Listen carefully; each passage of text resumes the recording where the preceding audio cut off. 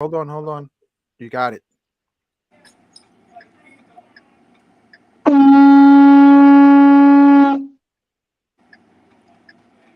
You have been led here for a reason. There is a different life waiting for you, calling out to you from beyond the reach of your ears. The signs have been shown to you in your dreams and in the strange coincidences of every day. You can feel yourself being pulled into a scary but familiar direction. You may have sensed danger in this unknown. The fear of leaving the familiar you have settled for is choking away your very soul. Beyond your fears, your inhibitions, your procrastinations lies your path that leads to your very own date with destiny. Summon the courage to follow your heart. Face the pain. Face the monster, the dragon, the demon. Dare to fight with all your might. For perhaps it shall all be resolved just as we have planned. Destiny calls.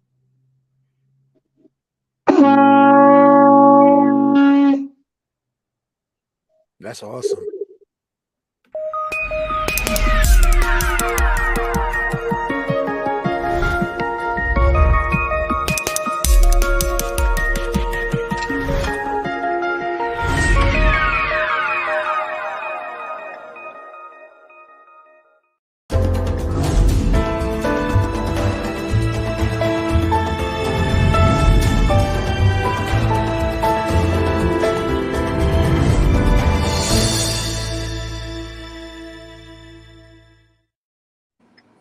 Greetings and welcome, family, to another page of Magnets, Crystals, and Pyramids.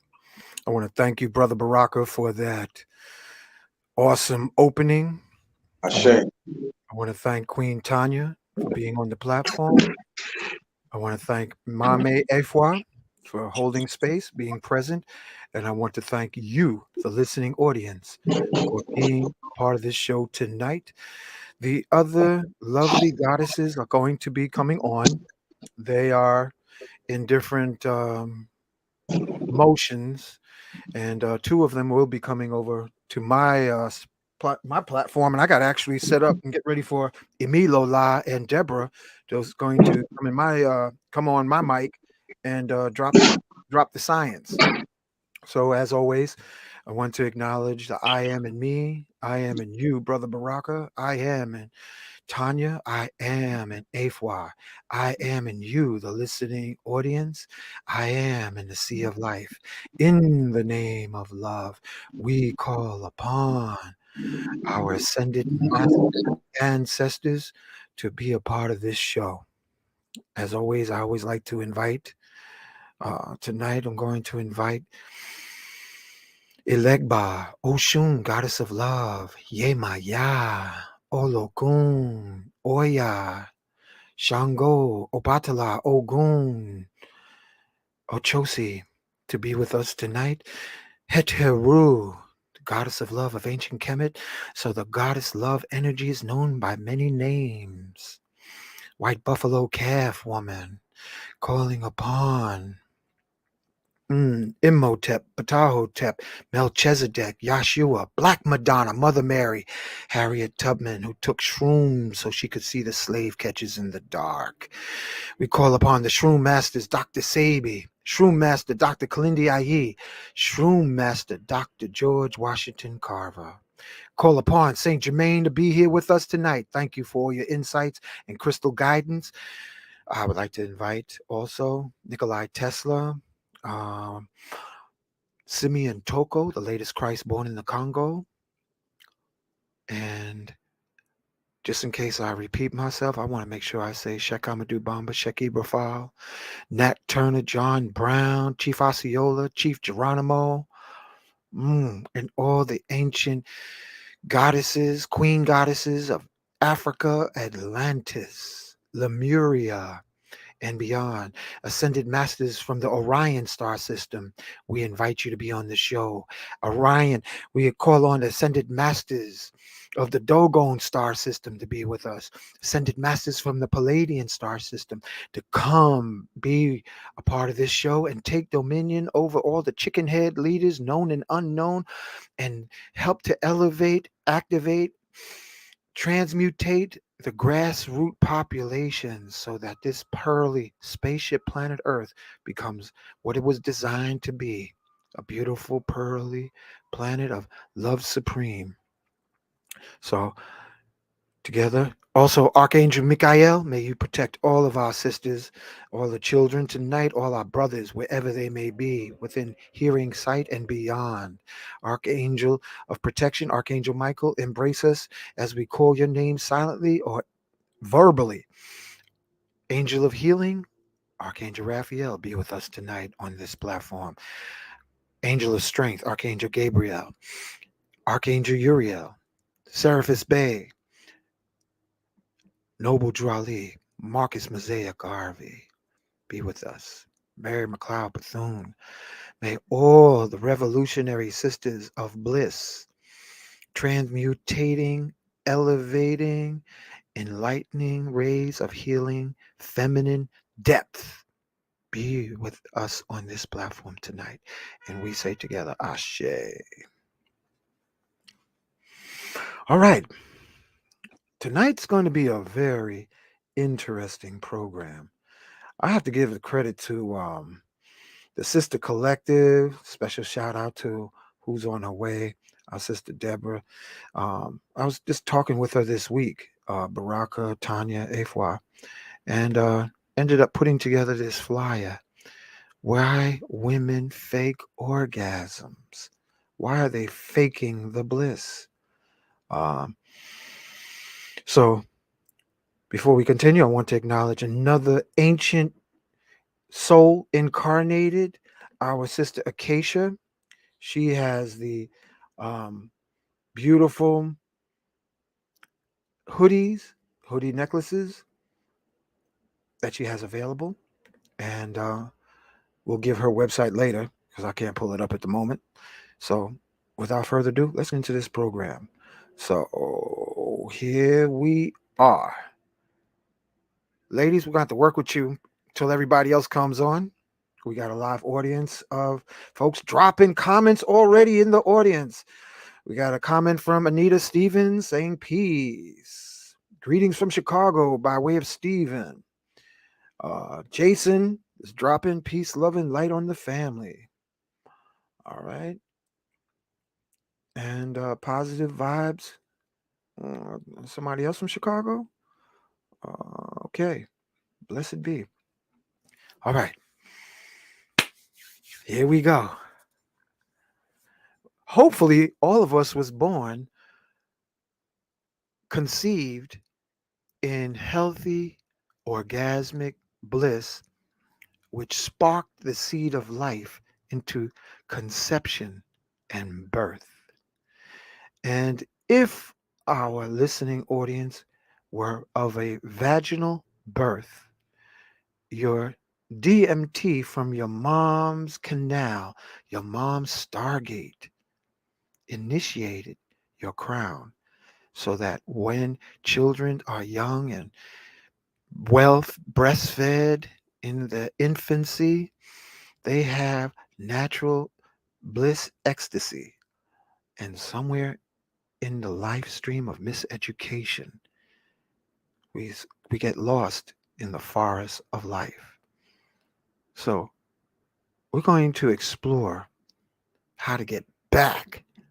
But first, we got to talk about the lack of bliss, because without the bliss and the joy within comes the rise of alcohol on every corner, drugs, even fake religions, cults, toxic relationships, all in search of the common element called bliss. So now, without further ado, I'm going to turn it over to the sisters. Queen Tanya, we're going to let you start. Tell us who you are, what your services are, and then let's touch on the subject about faking bliss, followed by MaameEfua. Well, good evening to everyone and to the panel guest. My name is Tanya. Pretty much, I'm just, I have been in a career doing computers most of my career. I'm just the girl next door. I'm no different than anyone else. I'm a mom. I'm a grandma also.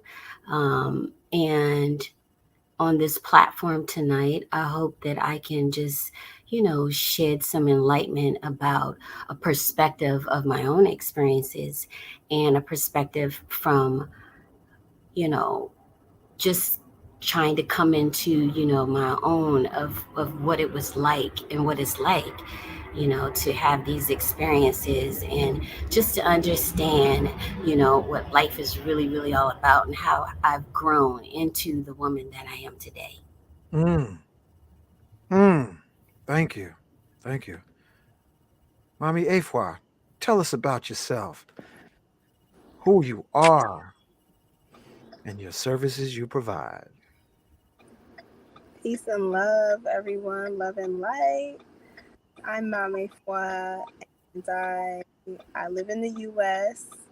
I was born here, first generation, coming from West Africa, Ghana, and I'd like to also give thanks for the invitation to share my experiences and my journey as a young lady growing into a woman, and how it's been uh, with my experiences with pleasure and everything that goes into that for a woman. And hopefully I can share some insight and also gain some here on this platform. Give thanks.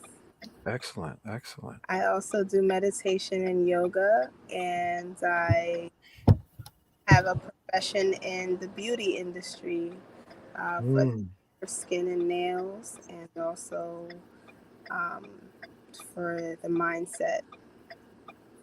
mm. Thank you. Ashe. Give thanks. All right, family. Hey, for you in the turning lane?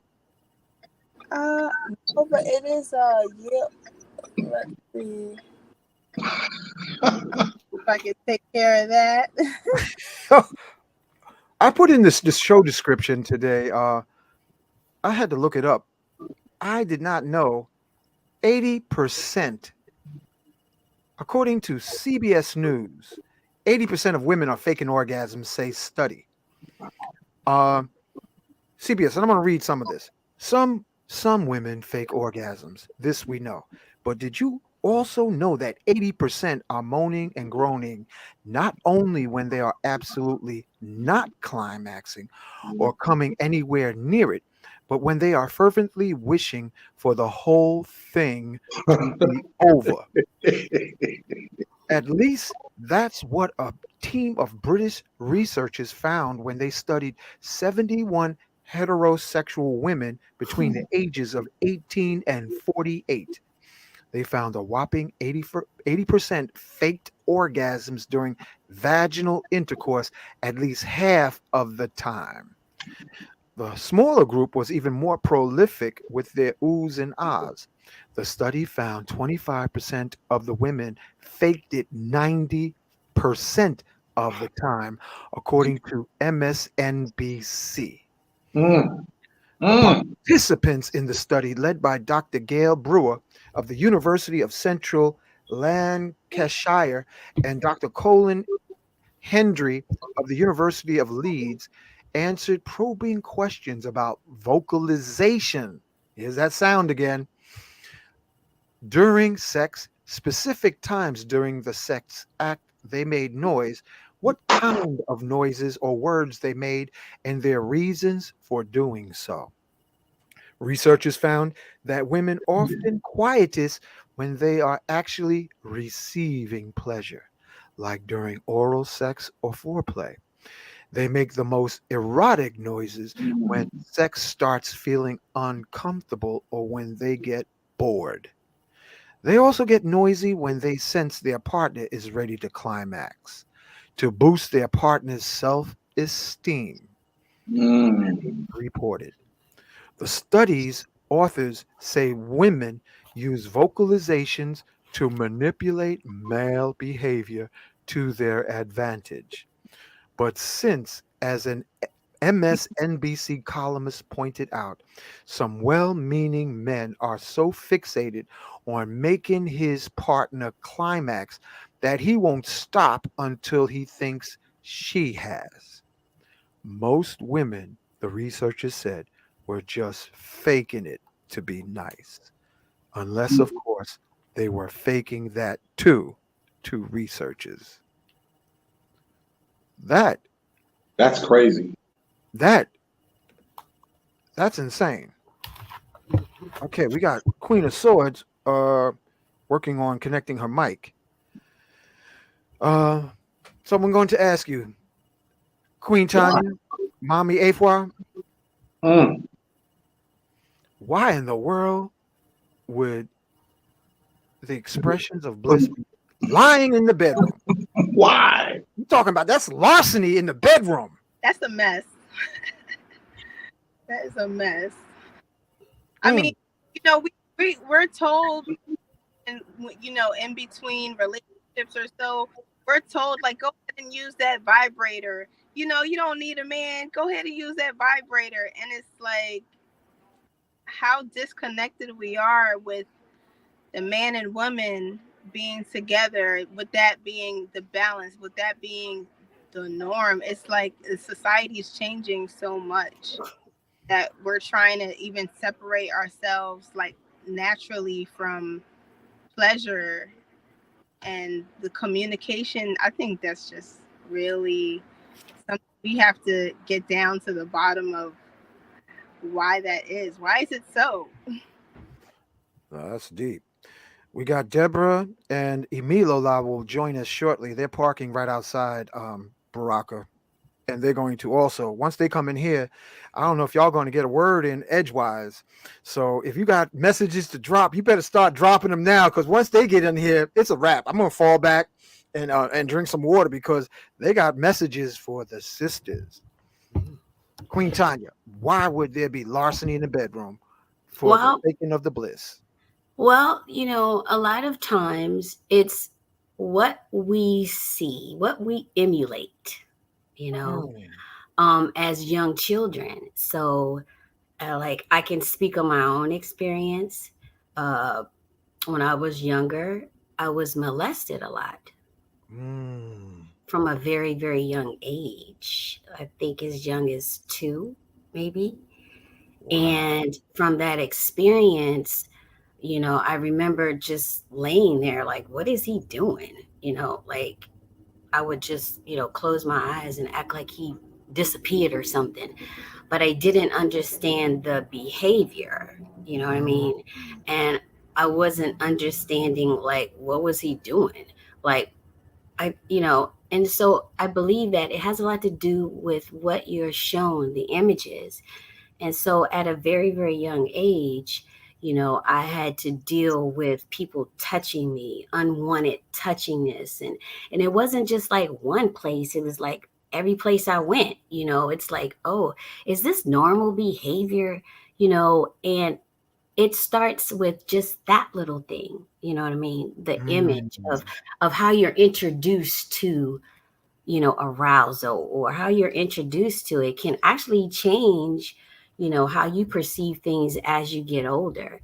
So Mm. unfortunately, I mean, for me, fortunately, I don't have, the issues that I did when I was younger.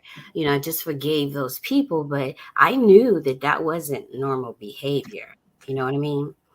And so a lot of this has a lot to do with what's being seen, the images of what we're being taught, or what we're being shown as love, or what we're being shown as something, just as simple as, a girl and a boy liking each other. You know what I mean? Everything is pretty much programmed and emulated outwards, you know, to us at such a young age. And the stimulation of what it could be or what it is, we don't know the difference, you know. And let's just keep it all real. I mean, as kids, you know, you're curious about things, you're curious about body parts, you know, you're curious about things. And as you get older, you know, growing up, people just call them different body parts, different names and stuff. And so you're like, you know, you grow up, you don't kind of like really know, you know. And I'm just speaking for me. I can't speak for other people, but these images are just what you see, you acting it out, you know. For example, I mean, I was exposed to porn at a young age, right? Mm-hmm. So watching that, okay, well, that's what a woman's supposed to do, I guess. You know, she's supposed to moan and groan. And so when you become an adult, you're gonna probably emulate those images that you actually see. So you don't actually know. So I think it's just a lot of things that a lot of junk that we really, really just need to like clean up, you know, and hopefully we can clean some of it up in this conversation tonight, you know, and just be real about what's really, really going on. So I think that has a lot to do with why we're faking things, because we don't actually know. We're just emulating what we see or what we saw. Oh, this is what to do. You know what I mean? And Mm. not understanding that, hey, this is more than just about what you saw. Is what you saw really what, you know, is that the right thing that you saw? So, like I said, even the little boys, they're being touched at such a young age. You know what I mean? And Mm-hmm. they're being bombarded with a whole lot of images of what it's supposed to be, or what people want them to perceive manhood is. So as children, we see these wrong things in the first place. So when you grow up, you know, everybody's saying different things, and then it's all about, you know, how we socialize with each other as girls and boys. You know what I mean? Mm. And when you grow up and these questions are not answered about what's properly done and what's proper behavior, you know, for boys and girls, you know what I mean, for men and women, you know. And you know, when we grew up, we're not allowed to sit on men's laps. Okay, well, we didn't understand that, but now that I'm a growing woman, I understand now, you know, why you don't allow little girls to sit on men's laps. You know, just those little basic things I think that are just overlooked. But they mean a whole lot of things now that I'm, you know, when I was a growing girl and now that I'm a growing woman, I had to, you know, reprogram myself about those feelings and processes and had to process them a certain way. You know, it wasn't like I could go to my mom or my dad. I wish that I could have, but you know, they're emulating the wrong images too to us. So it's a bigger issue than just, you know, faking it. It's about what we saw. We're just emulating what we think we should be doing. Yes. You Yeah. know, faking it. It's about what we saw. We're just emulating Somebody what got to turn off we their think we should be volume. doing. I think Yes. we're You know, getting some kind of faking it. feedback. It's about I what want we to make sure saw. that's We're not just mine. emulating what we think we should be doing. Yes. You know, faking it. It's about what we saw. Ladies, come on in. What? Oh, okay. Well, come on, jump in. Well, Very we're talking powerful about, point, Sister Tanya. I thought I agree with everything. It's pretty much just about, I really appreciated what you had to say. Yeah, that was on point. You covered a lot of bases. yeah. Porn. Yeah, okay. I'm really want to let the sisters talk. You Thank know? you, Brother Baraka. Thank you for that. Yeah. I do too. Queena Right. Swordz, welcome to the show. What's up? Hey, Swordz. What's up? Stop bitching and start witching. Well, let's start by we're sharing. Tanya was talking about trauma being one of the factors of causing fake bliss. Do you want to touch on that? Trauma. Okay. I believe it's trauma. Some of it is trauma, and some of it is trying to be accepted. Oh. Also, I'd like to welcome, thank you for that. I'd like to welcome on the show right now, Miss Bliss herself, another Capricorn. Um, Deborah has arrived. What up, D? Yes. Peace. And she was our honorary Bliss Master Harriet Tubman personified in the last broadcast of Touchless Orgasm. Right. Now, I want to make sure I get this microphone close enough so we can hear how has that impacted you. Let's talk about authentic bliss before we get into the fake stuff. So immediately that night when I received the touchless orgasm, it was like a full body orgasm, a full body experience. And it's something that I was able to recreate over and over again, days and even weeks after experiencing a touchless orgasm while I was alone. Wow. How's it sound, y'all? Is it sound good? So let's say, okay, since you reached that touchless crescendo of bliss, let's just talk about healthy bliss for starts. Efua, what's your relationship with bliss? My relationship with bliss is a lifestyle. It's a daily thing, and I do attribute it to the health because since I was a young girl, I've definitely experienced some, trauma as well, in my childhood. However, I do remember, when I started getting into fitness and decided to change my lifestyle at 18, 19. And I would start like jogging, doing a mile or two in my neighborhood. And I just started to notice like this orgasmic pleasure from running, from the cardio exercise, the calisthenics. So I've always enjoyed, having orgasms while running a couple of miles, and it's been really dope because I didn't know that it was like orgasms I was having, but I knew it felt like pleasure. But I don't know anyone else. Like it wasn't normal to speak about it because I've never really heard anyone else experiencing that. So it's been yeah. Beautiful. We can talk more about that, with the experts, but that's what I really recommend as far as like even eating a lot of watery fruits and melons and things like that. Staying hydrated, stretching. I've gotten into the yoga because I really love how it feels. I like how it makes my mind, my body. On top of orgasm, it's been a really high vibration. Wonderful. Thank you for sharing that.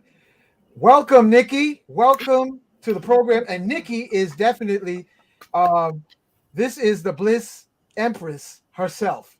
Nikki, welcome to Magnets, Crystals, and Pyramids tonight. I think you got to turn on your sound.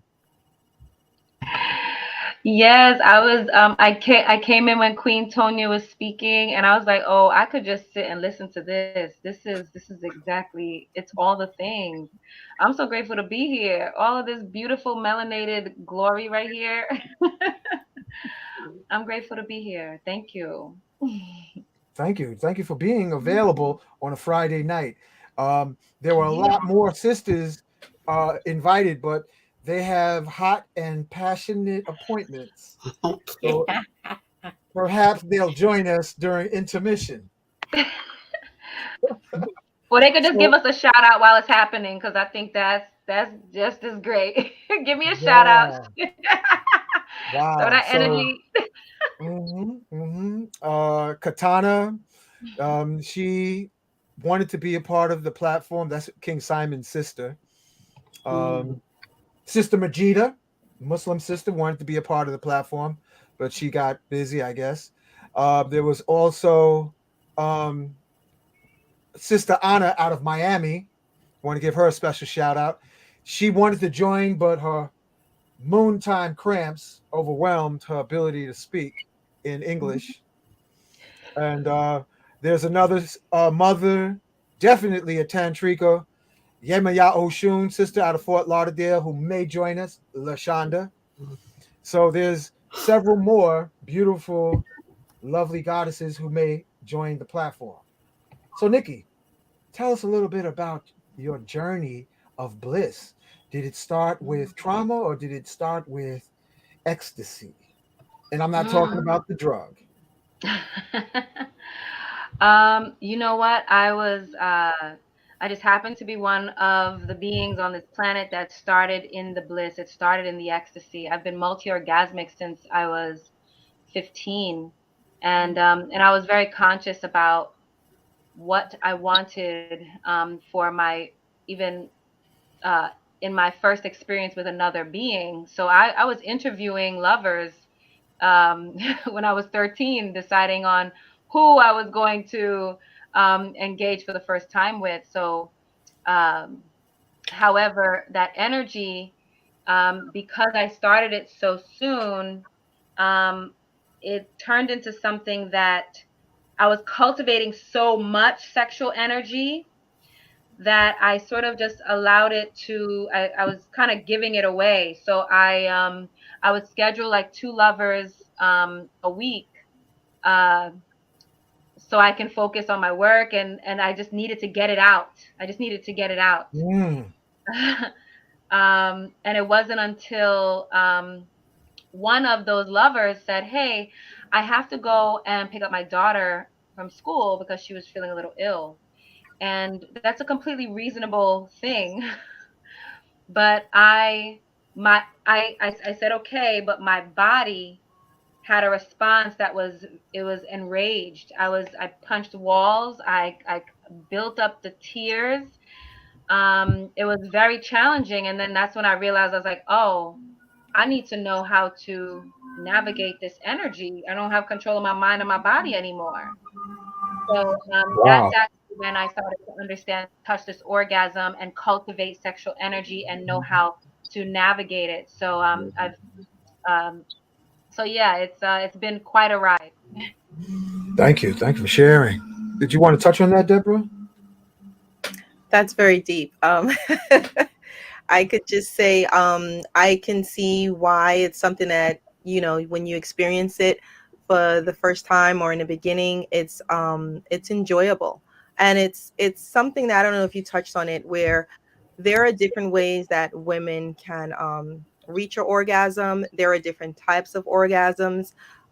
So some women think that if they're not receiving it a certain way, or they're not experiencing a certain way, they shouldn't let that deter them from, you know, trying to reach their goal of, you know, full body orgasm, external, internal orgasm, or even squirting for that matter. So I think what she's been able to hone and sort of gather the energy and learn to control it is absolutely wonderful. Absolutely wonderful. Mm.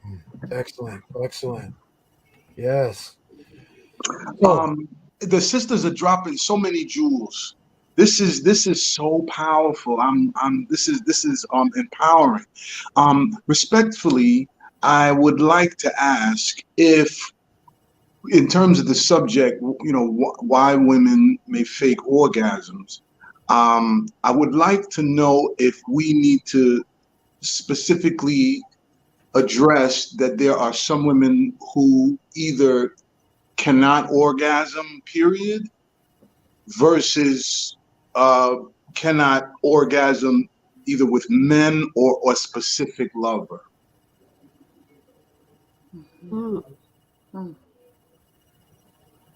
Mm.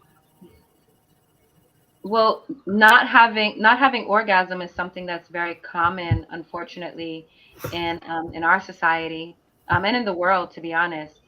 Um, and it certainly goes back to Tonia's mention about the trauma, and far beyond even these last 500 years of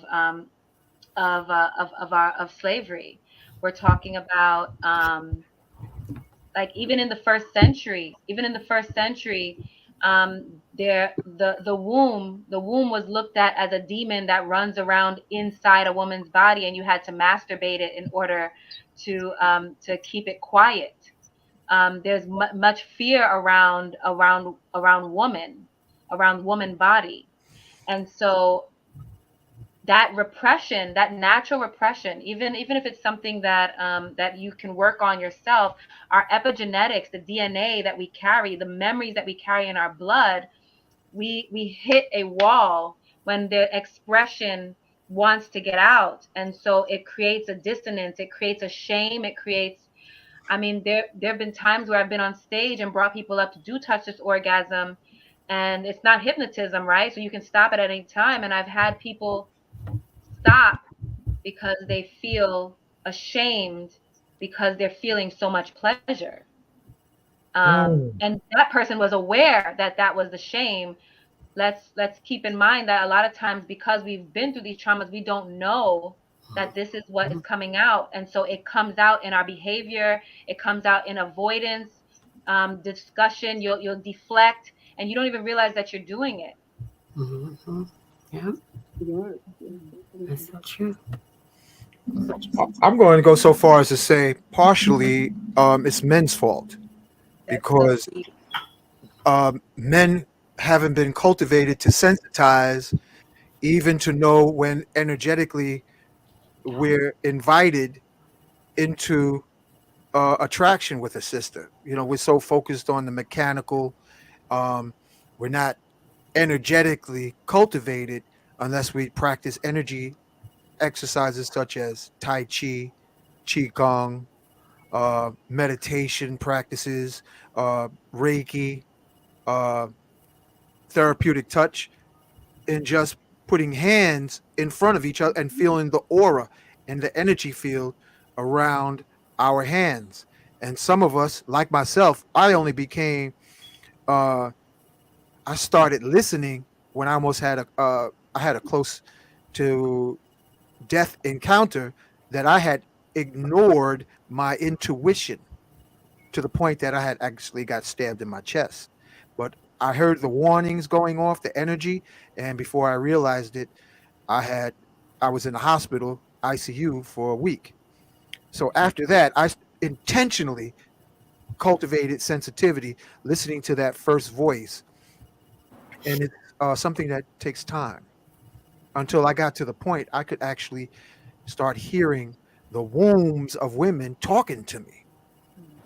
And then beyond that, developed where you start hearing crystals speaking. So it's really we have been numbed down to what I was sharing with someone. I forgot, was it Deborah or Baraka, that we actually in the stone age of sensitivity and awareness. We are in the stone age, and we swear in the delusional state of being in the stone age that our little technology of cell phones and rubber wheels is the hottest thing since horse and buggy. But we're literally in the stone age, and hopefully uh, we're on we're on the rise of awareness. And a special shout out to Master Nit Yama and Master Yao Morris. Speaking of sensitivity, but when did you become aware of tissue sensitivity, Sister Afua? Tell us, when did you realize what is bliss and what is not so good, and how do you handle it when a man is beating on your keys like a gorilla with a hammer? Uh, yeah, that's terrible. I mean, as far as that, I would say the foreplay. The men have been failing at the foreplay. It's like therapeutic touching and everything. I think the basics that we all learn is foreplay, and I just haven't. There's oral. The first time I discovered that, what like an orgasm was through the oral, and for it would take me maybe like hours to get to that point of like climax, and that was like my first time. I just haven't it hasn't been a consistent thing where I've met men that are interested in foreplay. Especially the younger generation. It's just kind of like there's no sense of the Taoism and all that, where that energy is being cultivated, and it's not just like come on me or something. It's just I feel like it's not been like a balance with the man and the woman wanting to pleasure each other, and consciously breathing and having more awareness and how one another feel. I think growing up it was more of like get intoxicated, and that's like really off balance. But a lot of people say, I've heard a lot of people say that their best sex is when they're drunk, drunk sex. And I'm like, wait a minute, that's not even healthy. Yeah,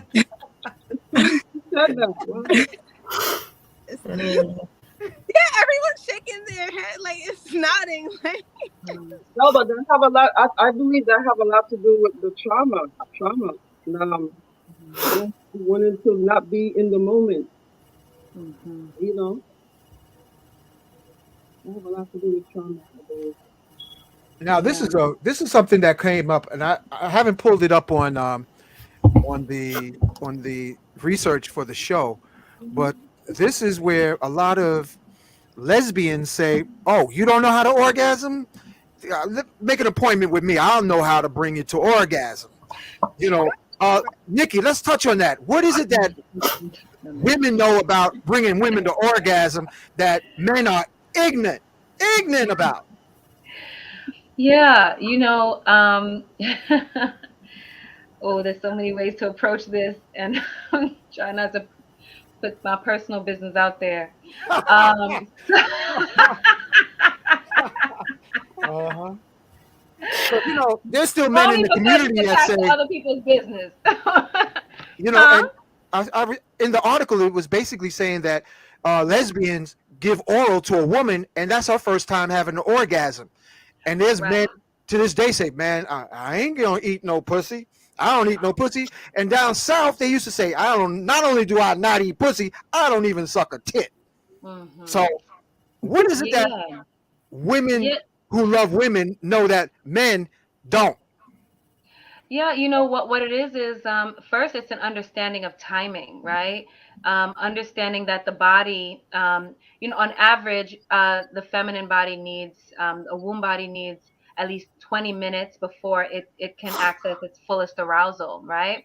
As opposed to a masculine body with a penis, the idea is, well, my penis is hard, so I'm ready to go.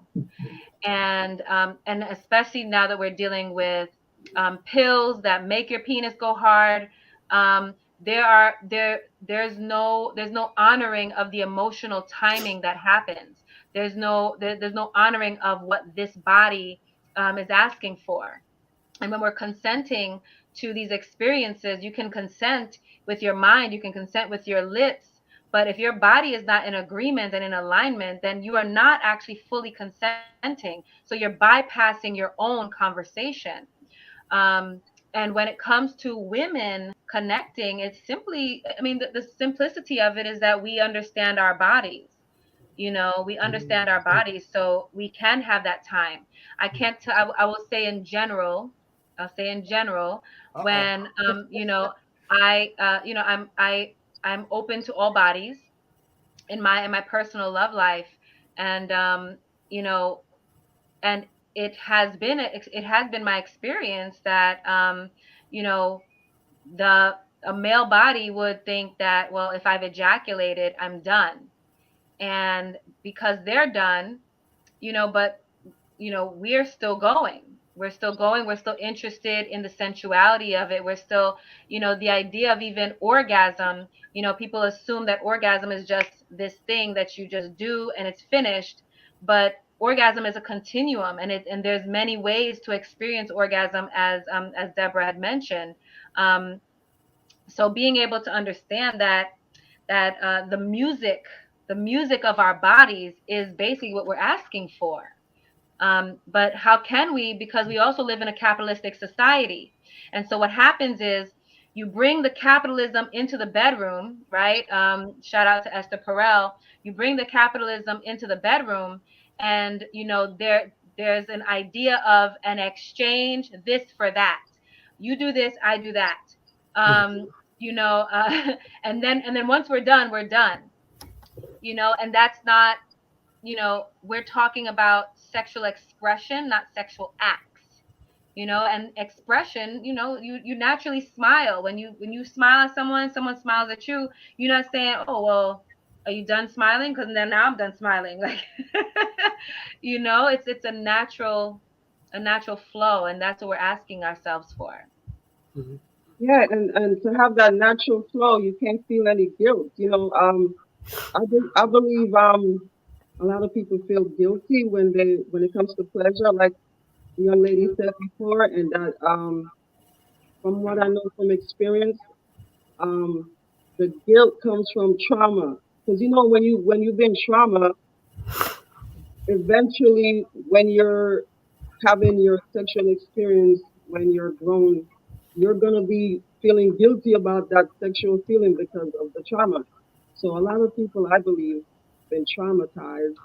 That's why the percentage is so high. You know what I'm saying? Because a lot of women have been molested or or touched. So that have a lot to do with that guilt. Because the second chakra is where the guilt is. If it's off balance, then you're gonna feel guilty. So I have met women, and before I went through my healing process, I used to feel guilty when it comes to pleasure, and I always wonder where that came from. And when I started studying the occult and tapping into the actual projection, I had to go back to memories of my past just so I could tap in.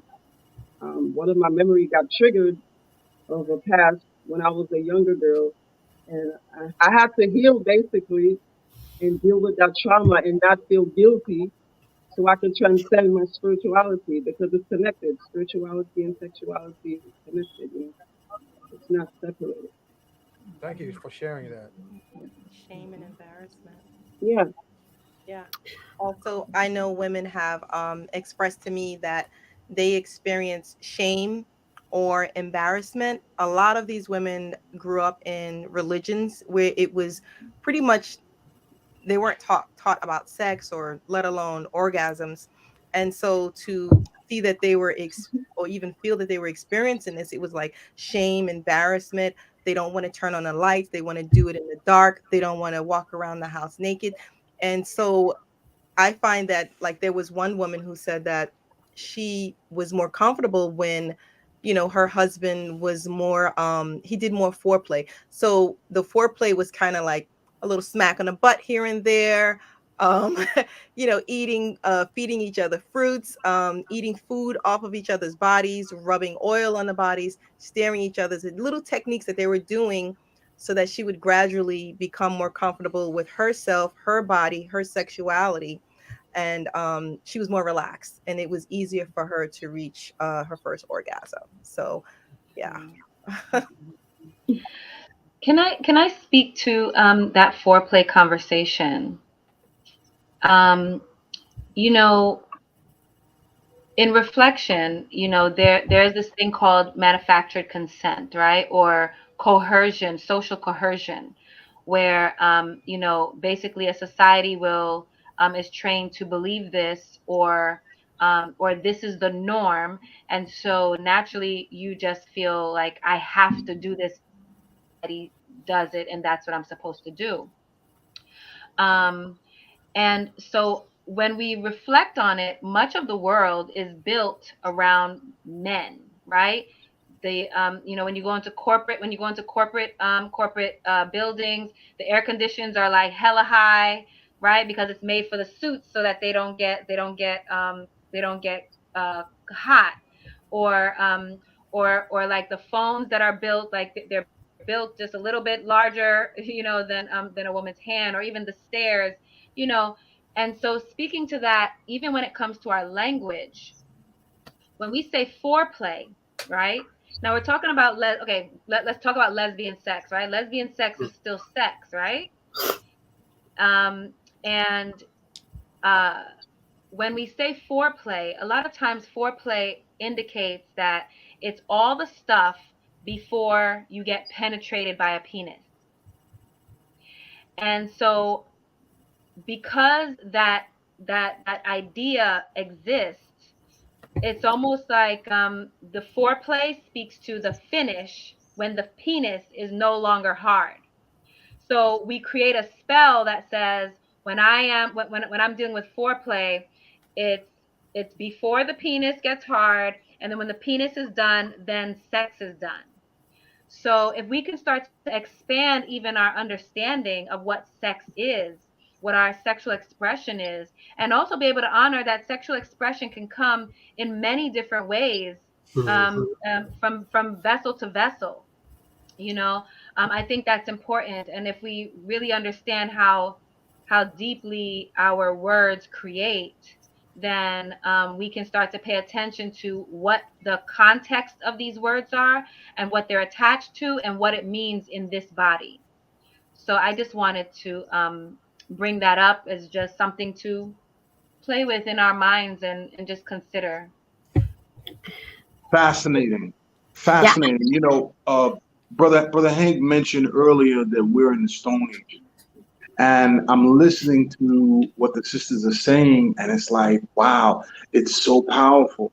So I'm thinking about, I'm really thinking about the absence of culture and the transfer of knowledge from one generation to another, in terms of like, how is it that men don't know how to please women, and how is it that women don't know how to even just be pleased, right? And so it's like, I wonder if the sisters would agree that what we're dealing with is allowing European philosophies and ideas to allow us to confuse sexual relations and being intimate. If we have allowed ourselves to be confused between sex and intimate relations and conquest, rape, disrespect, and humiliation. In other words, in terms of like what the sister was saying, Sister Nikki was saying about the ejaculation, and earlier sister was talking about, what we see in the pornography, which is the ejaculation onto the woman, and about how when sex is over, when the man is done. And so what I'm saying is that, and then even for a man not to know how to use foreplay is revealing that that's not where his head is. It's not about affection. You know what I'm saying? It's not about affection. It's about getting my nut. You know what I'm saying? You gotta remember everybody said men not supposed to have feelings. Remember, men not supposed to have emotions, because that's a girl thing. So from birth, the guy's been programmed, emotions being weak. So you gotta have feelings to tap into the whole energy of the sex in the first place. So they're gonna try to avoid it because they don't want to feel. Because men not supposed to feel, remember? Okay, now we're on the roll. Now we're on the roll. Go ahead. Oh, we warming up. It took this while to bring the water to a boil, and it's now hot in here. Yes, okay. Who wants to build on that? Because I got a hot one for you. Go ahead, Tanya. Talk to us. Yes. So I have a lot of male friends, okay? And a lot of them are, sharing experiences and things like that with me. And so this one little story I got to tell you guys. He says, well, y'all women, y'all agreed to this in the beginning, and then y'all want to switch gears, and then y'all want to get attached. So I said, oh, okay. So, I let him talk. I let him just tell his little story. And then when he got finished, I said, now, you forgot who you were talking to, right? I said, you left out a whole lot of stuff in between, all the things that you said that you and her agreed to up front, right? I said, so you're willing to come together, and make this commitment about what you wanted to do, as far as you and her relationship. I said, the part that you left out is, you know what you was doing. I said, you had that. I said, goodness, where your ego got the best of you with that girl. I said, you left out all the good stuff. I said, yeah, you were hitting it real good, weren't you? He was like, well, I said, yeah, I said, you were hitting it real good, and she got attached.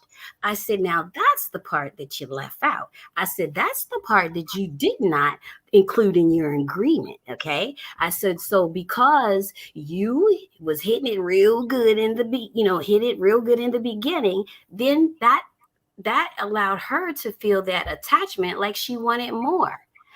And so he I guess he thought, oh well, like, she got me. I was like, yeah, you got to realize who you're talking to. You can't just tell me some old crazy story, and think that I'm going to go for the okie doke about this commitment that you and this girl made.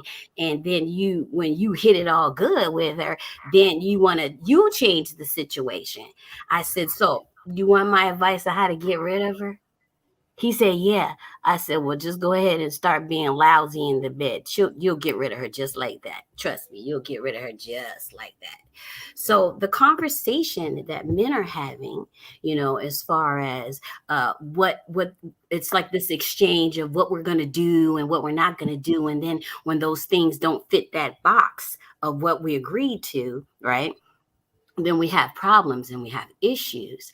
And so what I do want to say here is, when it comes to this connection, right? And I explained this to him, you are a man and you're going inside of a woman, right? I said, are you not feeling feelings when you're having sex with her? I said, because if you're telling me that it's okay for y'all to lay together, right? You are a man and she's the woman, and you guys are connecting when you're having sex. I said, do you understand that? I said, so what you're saying is you want a robot situation. You don't want that attachment. I said, well, buddy, it doesn't work like that. I said, whenever you engage, all right, inside of a woman, you're connecting with her. You're connecting with each other. So stop trying to take that part out of the scenario here. And let's get to reality here. You see what I'm saying?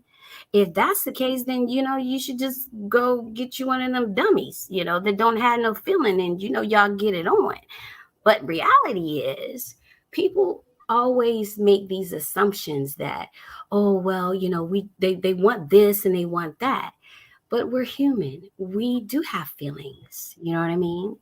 I don't want no man just laying with me because, he just want to get a piece from me. Well, he's getting a piece of me because he's inside of me. And everybody's trying to act like we don't have, feelings as women.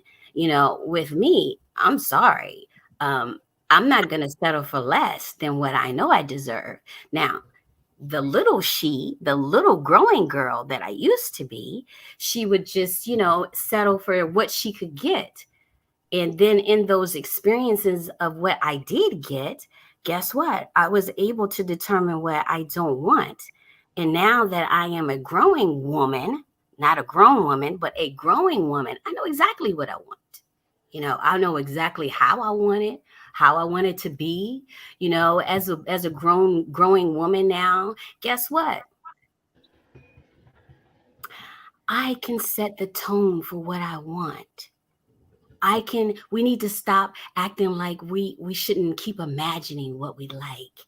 Every day I imagine what it's like. I don't stop fantasizing. I don't stop imagining, what I want, how I want it to be, how I want to feel. We got to get back to that core thing of who we are. I know exactly who I am. I love myself. I love everything about myself.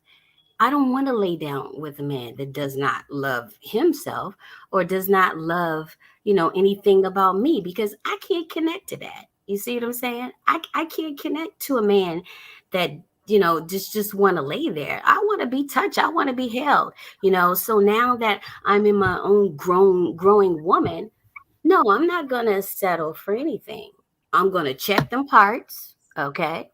I'm going to, find out I'm going to have a conversation with him about, his sexual experiences. I want to have a conversation about, sexual transmitted diseases. Everybody's acting like sex is this enemy. No, let's have a conversation about it. Let's be mature about it. Let's have a conversation about sexual partners. Let's have a conversation about, getting tested. These are types of things that we should have before we even get intimate with each other. We should be finding out these little things about each other. Well, do you shower before you get it on? I need to know these kinds of things. You know what I'm saying? You know what I mean? So these are the types of conversations that we need to start having with each other. But the real conversation is the conversations that you need to have with yourself. Do I love my breast? Do I love my eyes? Do I love my hair?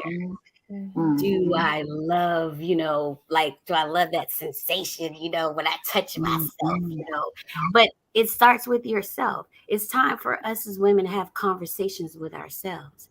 I have a conversation with myself all the time, especially when I'm in the shower. I need to know who I am. I need to know my body. I need to know what I like. I need to know what stimulates me. There's certain music that I like. It turns me on. You put that Prince on. Baby, let's have a conversation. Yes. Okay. Put that Marvin Gaye on. Put that Prince on. Let's get some vibration going up in here. Those are the types of things that, I do.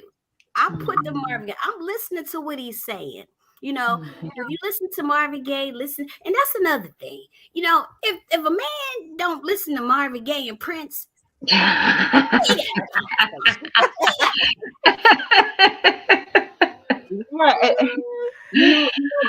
Ooh, you set it all on fire. All on fire. Okay.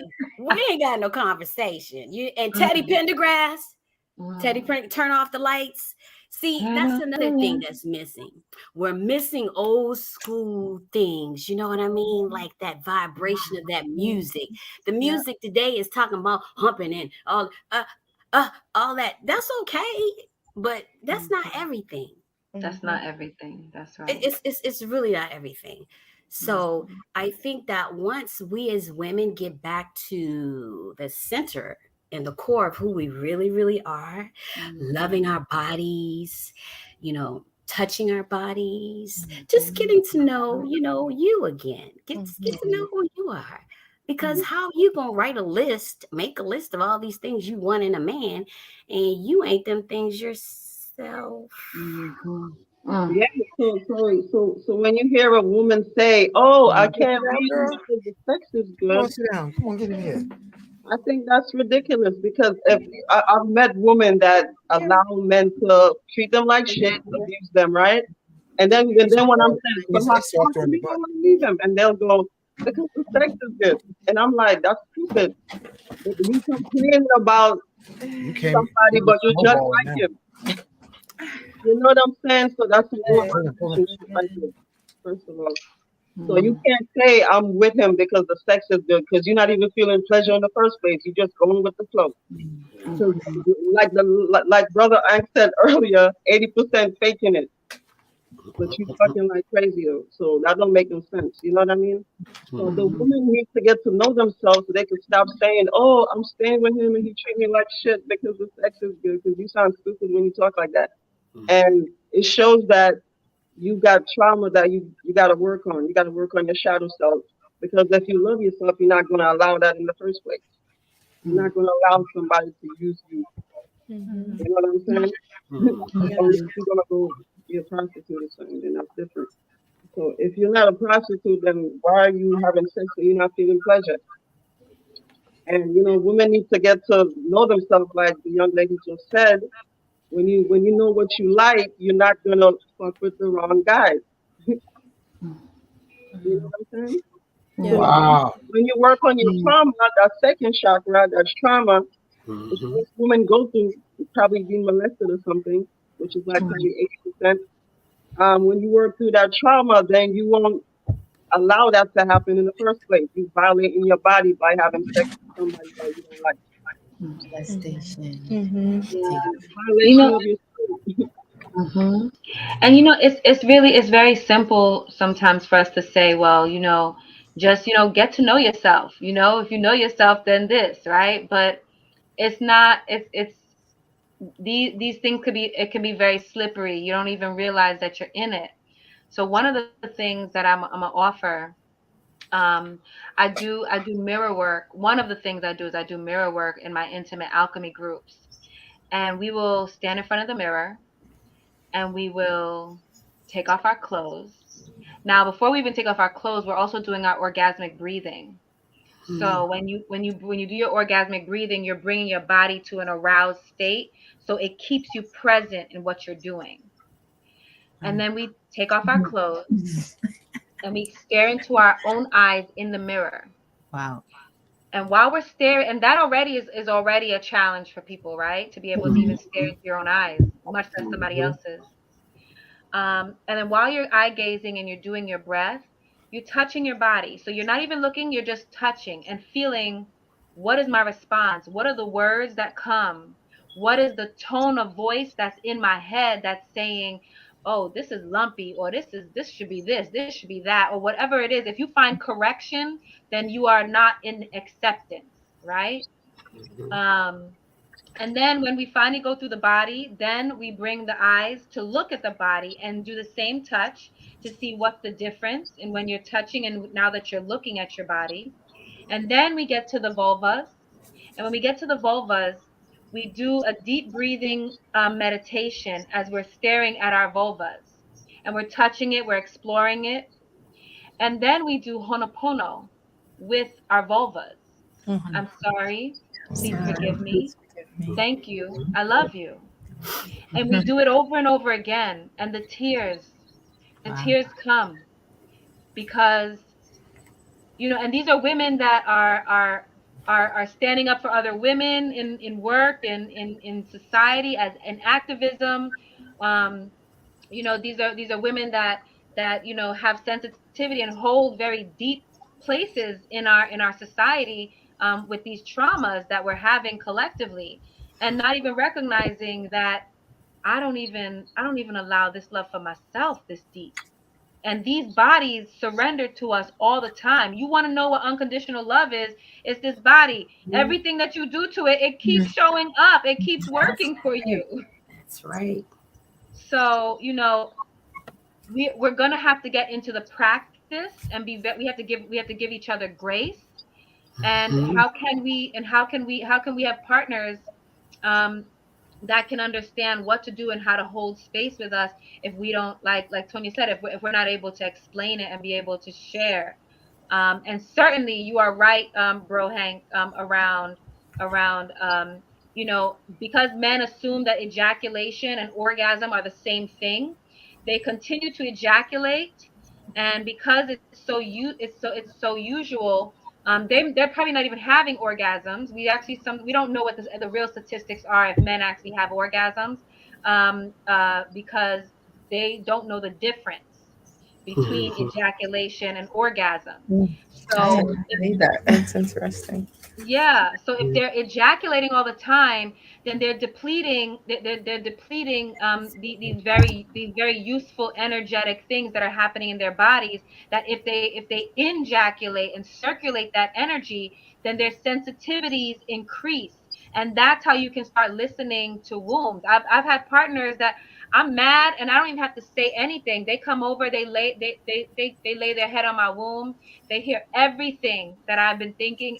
They have the answers to everything I was angry about, and they're able to speak the words to settle me. You know? So this is the world that we're moving into. If we allow the intimacy in the body to happen, that is the alchemy. That's very well said, Nikki. And what's coming to mind now, the men. Let me just bring it. So Yeah. let's talk about the men's trauma. I was born at the Brooklyn Jewish Hospital that's now a co-op a few blocks from here. I had no say-so in the most painful experience of circumcision right after birth. So I'm going to stick my head out and say, if you got a circumcised man that you're dealing with, chances are you're dealing with a man of trauma, the same way a woman has been female genetic mutilation. Because as a little kid, I used to look at my little shaft and just be staring at it where I see the scar tissue and say, how come I only have sensation on one side? What the fuck happened to my dick? Baby. Why do I have a hole? This hole, where did this hole come from? I used to, as a teenager, I used to just stare at it and wonder, like, what the fuck happened? So for survival, men disconnect because of the pain. And according to studies, men who have been circumcised at birth have two reactions, either withdrawn or anger in their personality profile. So just imagine flipping it around, if men were trying to connect with women and they were already had their clitoris cut off, their labia cut off, according to like a lot of places in Africa, what kind of sensitivity? He ain't got none. So, while you was talking about that, I just wanted to share that information about and this is done for diabolical reasons, to create a society of disconnected individuals to promote slavery. Because if you're disconnected from your chakras, you are accommodating to somebody else's power. That's all I got to say about that. Yeah. Milola. Milola's in the house, y'all. Come on, pull your Please. tail a little more, Milola. I mean, I'm a student here, so I'm just taking in everything. And it's funny because you mentioned something, Nikki, earlier about difference between ejaculation and orgasm. And I was like, wow, with men. And I thought to myself, I don't know the difference between that. Like I didn't know that either, So I mean, I understand the ejaculation you expressed, but then now it's like, okay, so is that the orgasm? So it's just so much to learn, and I'm just happy to be here to just like share space, you know. Yeah, thank you for that reflection. We're all learning. We're all learning, Yeah, The common thing is each other. the the common thing is bodies and sex have been put aside and put in a way, that in a light that is nasty, that is no good, or we must hide it, we must censor it. So it compartmentalizes in our minds. So we are literally learning how to integrate that again. Yeah. And Yeah. women, a lot of women have been programmed to only please men. They don't think that they're supposed to get pleasure. It's like a programming. So they think that their only purpose is to please the guys and have babies. So they're not expecting to get pleasure. So that's one of the reasons why they pretend. You know? Yeah. Yeah, because they think that they're not allowed to feel pleasure because they're women, you know, that kind of thing. Yeah. I agree with Swordz on that, but I also think that a lot of women are afraid to ask, to say, can we try this sex toy or position, or can we experiment with something new so that she could receive pleasure too. And I think like Swart said, we're just, taught to just accept it and make sure the man is taken care of. Meanwhile, we may not experience any type of orgasm or sexual pleasure or squirting or anything for that matter. And that's why a lot of women walking around angry. Drama queen, you know? Wow, that is so funny. That's funny because I actually did that. I am so guilty where I was in a relationship for years and I forgot how to get wet. Like I would buy KY jelly because I thought, all right, I guess I lost my wetness. I can't get wet anymore. And I was still in this relationship because I was trying to fit into this mold of to be this perfect African wife and perfect this. I mean, it's not just in Africa. It's in a lot of places, but my mindset was just trying to be a perfect girl. So I wasn't thinking about my body or anything. I was just like trying to do the right thing. And then after a while I realized, okay, this can't be right. There's no way I should be okay with having painful sex. Like, yeah, like this can't be right. When I say painful, I mean I'm not wet, and it's weird. Right.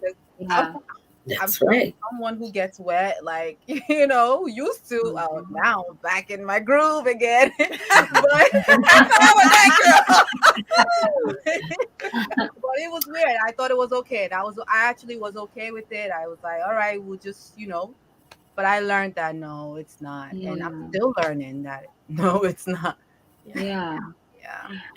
We also have to learn body language, though, right? Like, like there, when somebody is when you're pounding on a woman's body and she keeps moving, take a second and recognize that she's not just moving because you're so strong and it's amazing. Like, it's uncomfortable, it's painful.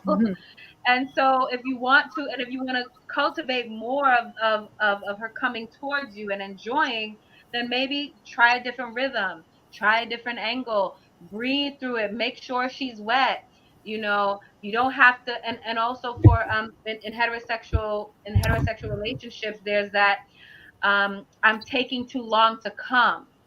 Like, and if we understand energy, because you're thinking I'm taking too long to come, let me just fake it, then there's also an energetic conversation that you're having with the universe that says my pleasure doesn't matter.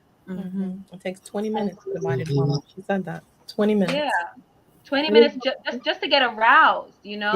And orgasm is about surrender. You don't reach to orgasm. Like Deborah didn't have to try to have a touchless orgasm, right? It because she allowed herself to be open, she allowed herself to receive, and this is energetically, right? So orgasm is we are orgasmic beings. The only reason that we're not walking around like this regularly is because we thinking about, oh, I gotta take this bus. Oh, I gotta make sure I pay that bill. Oh, I gotta make sure I look this way. Oh, my pussy smell good. A million Oh, my things running through your head. Like, it's just all of these things that you keep putting on top. Yeah. And another thing too, learn how to forgive. Forgiving, whatever happened to you in the past, that helps. Like if you've been molested, forgive the person and try to work on that. So you can balance out that second chakra. Because you got to be connected with your heart when you're having sex. If you having sex with your friend, you won't feel ashamed asking them what you like, telling them what you like. Of course, females are having sex with people they don't know. They don't even know their last name. You know what I'm saying? So this is true. Yeah, they don't even know their real name. So of course you're not going to want to ask if you don't know who you're having sex with. So, you gotta be connected to yourself so you can be in tune and have that orgasm because you're connected to yourself. You know who you are. Yeah. When you know who you are, you know what you like, and you're not afraid to express it. That's why I'll talk about the throat chakra. you balance out that throat chakra, work on your throat chakra, then you're gonna be able to do that. If you can't express yourself, that means your throat chakra is blocked. So you work on the throat chakra. You know, it's simple. The throat chakra is connected to the second chakra. It's connected. It's like a higher version of the second chakra, the throat chakra. The I'm throat glad you chakra. said that, Queen of Swords, because then now you got me thinking about the psychedelics, Yeah. microdosing, Okay. and I had a lover that she was an Aries, beautiful sister, and we're friends to this day. She would she would mount me and ride for about a half an hour before she would reach her first round of bliss. And I was like, I didn't stress her. I was like, I'm enjoying just caressing her, um, doing all the things that feels nice to her. And then I forgot what I was talking to say. So I'm gonna move on. She He was a just wanted us to hear his sex life. That's all. he had a flashback of that. He called her in. He called her in. Where's that Aries? Where's that Aries? Where's she at? Fire. Funny. Well, I did want to add something to the men. So it's something for men to take notes for tonight. As long as a woman is happy, I'm talking about just happy, you will get a lot. You will get a lot. And it starts with making sure that she's happy. If a woman is not happy, then everything else goes right on out the window, the pots, the pans, everything, and then there's that line of, oh, the truth is, let's keep it real. If a woman is not happy, she gonna cheat. I'm sorry. She's going to cheat because she's not happy. And we as women, we will try to find happiness. So where you won't do, another man will. You know what I mean? And so keeping her happy, her happiness, that is a big, big, big factor. Because if you make her happy, then everything else will be happy too. You know what I mean? And as women, that's where a lot of the things have gone wrong. We've been cheated. We've been really, really cheated out of, orgasms and out of, these feelings that we should just have. So just think, if you've been cheated and you've been robbed, all of this time of those little basic things that we need, can you just imagine what it would be like not to be robbed? Just pure happiness. That's the types of things that we need. We want to be happy. We need to have that happiness to keep us balanced. You know what I mean? And, I can think of all the times, when I was happy in a relationship, just happy to come home and just happy to be home with him, spending time with him, those things just, make a big difference. Now, when I wasn't happy, Oh boy. when I was not happy, then things just didn't go right. You know what I mean? And, he just couldn't, keep and hold my attention because at that point he didn't make me happy anymore. That's powerful. I just remembered what I was going to say. All right. After you said about not being happy. Came back. I'm back. So where I was going with this was I took a microdose of ayahuasca. And you can use shrooms because we said on this show we're also dealing with remedies. So, brothers, we're talking about microdose, and that means taking mushrooms less than 3 grams. And what I did with the ayahuasca, I said, "Show me how she wants to be massaged. Work through my hands, Grandma Aya, because I don't know. Take over and use my body." When I finished that massage, as a matter of fact, she just came to visit me today. She did in real time. Special shout out, but I ain't gonna give up a name. She came to visit me today, and this was years ago. And she said that was the best massage I ever had. And I was thinking, I said, well, thank you, Grandma Aya, because it wasn't me. I couldn't have figured that out. I ain't gonna try to figure that out. And I did have the experience, and I shared this before, of meeting a beautiful sister who had a lot of trauma. She never felt happiness in her heart, and she never felt orgasmic nature. After she did those 10 grams, asking them shrooms, those mushrooms, to tap into her joy and ecstasy, she was laughing and expressing her bliss like nobody's business until the sisters that came in behind her said, I want what she got. So, brothers, don't take on the weight of saying, oh man, now I gotta figure out not only what I gotta deal with, the job, the house, now I gotta figure out what makes her tick. Just have some get high with the shrooms and let them take over. That's what I'm saying. And we got another guest coming in. Let me just see if I can bring this up. Well, Oh, that's Queen of Swords coming back. Okay, go ahead. so I did want to mention a balance in that keeping happy conversation.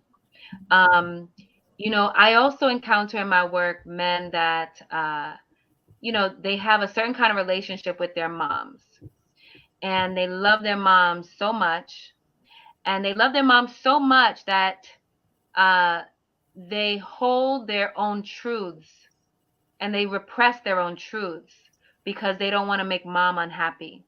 And their mom is their first love. So what happens is it translates into our adult relationships where when men cheat or when people cheat in general, there is a possibility that it's just a fear of standing in your own truth. And so it really is important that we are able to, like, all of us, regardless of gender, be able to be solid in what we are and who we are, and have understanding of our primordial truths. And then naturally that flow of happiness will come because the exchange is regenerative. The exchange is regenerative. It's not I'm doing it because I want to only keep her happy and then make sure that I'm miserable. You want to be able to have joy together and witness the joy together. So it's just something to pay attention to, because again, our words create, and our sexual energy is so wildly, it is everything. It's everything. And I know that we're catching up to what this is and how we work with these energies. But think about all the successful societies in history. They all experience bacchanals. You see it carved. You see their group sex scenarios carved in their walls, in their histories, in their books. These energies, they feed our world. So we first have to understand how to free ourselves here. And once we do that, man, that magic turns into something. Mwah. So, just asking for that balance, you know what I mean? Like, ask yourself, what's the source value of why I'm doing this? Very well said. Thank you, Nikki. I caught I just want us to have great orgasms. That's all. Say it again, sister. Testify. I just want us to have great orgasms, for real. I'm very serious about my orgasms. Orgasm 1, orgasm 2. Are you hearing me? I'm just saying. You just want us to have multiple orgasms. Multiple. Yo, let that Not many people know they can have orgasms over and over and over again, and that one session, 5-6 times, women. More just and one. More. And then it turns, and then when it gets to a point where you can have an orgasm from the joy of knowing that a friend is coming by. You can have orgasm from the sun, like touching your nipples, your yoni. Like you become orgasmic. And when you become orgasmic, you're like a genie. The things that you love, whatever anybody wants to put in front of you, they're gonna get it, whether they want it or not, right? Because they acting like it. They acting like it, so they're gonna get it tenfold. So, and this is how we were worshipped in those temples. this is how we will worship, because there is a direct connection to source. I So had thank I want to you ask. for that, Nikki. Go I ahead. We get want passionate to, about orgasms. yeah, let's keep this ball rolling because yeah, who else got a testimony? I want to add, when it comes to the guys, you was mentioning the connection with the guys and their mom. Um, there's guys that think when a woman is sexual, that's negative. You know what I'm saying? So a lot of women is afraid to say what they like because she's gonna be considered like a whore or something. Like, how dare you like that?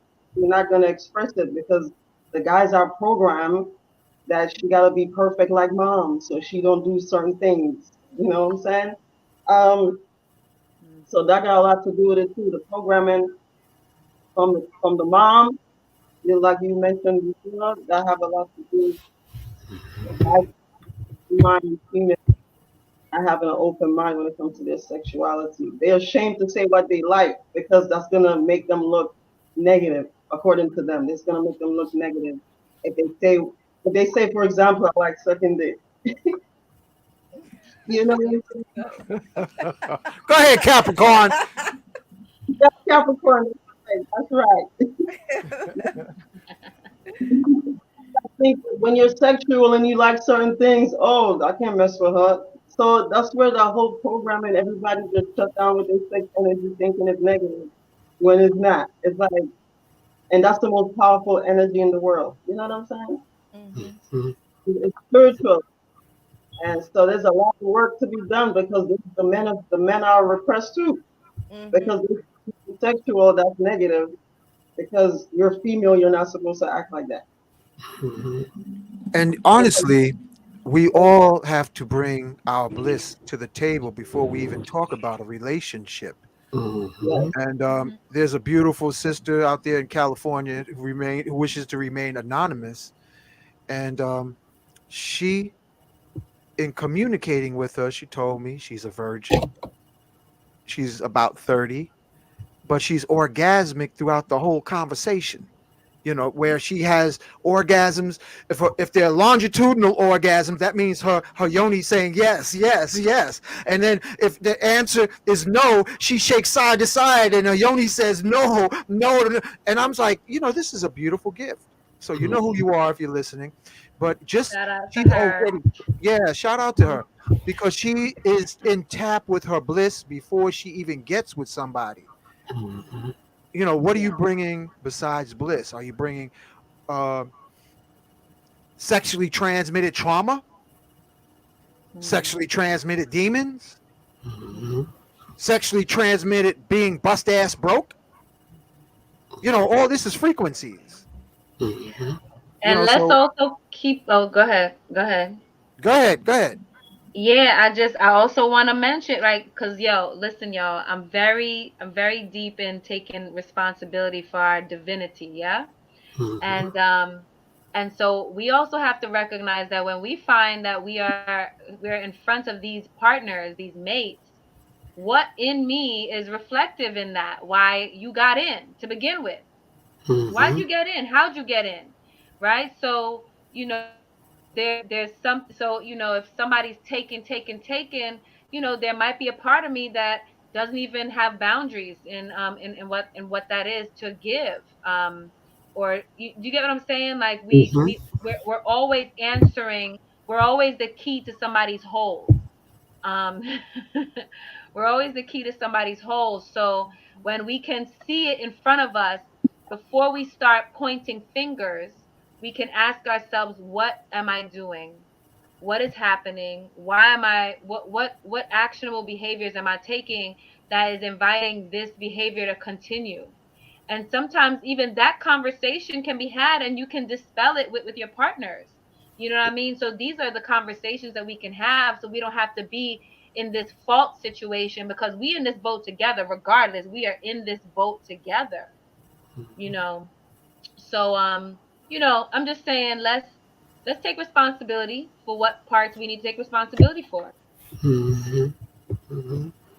You know what I'm You saying? know, I want to add to what Miss Nikki was just saying, and that when you are complete as a whole person yourself, and when you come together with another person that is whole and complete, I'm talking about within themselves, just think about all the good things that can come out of a good, great, healthy sexual relationship, manifesting stuff. You know what I mean? I'm talking about using this, I'm talking about using the energy to project what you want, what you can get, what you want, and just using the energy for a good cause for the both of you. You know what I mean? I mean, just think, you got a negative and a negative, and y'all doing this here. Well, what you producing? What you producing?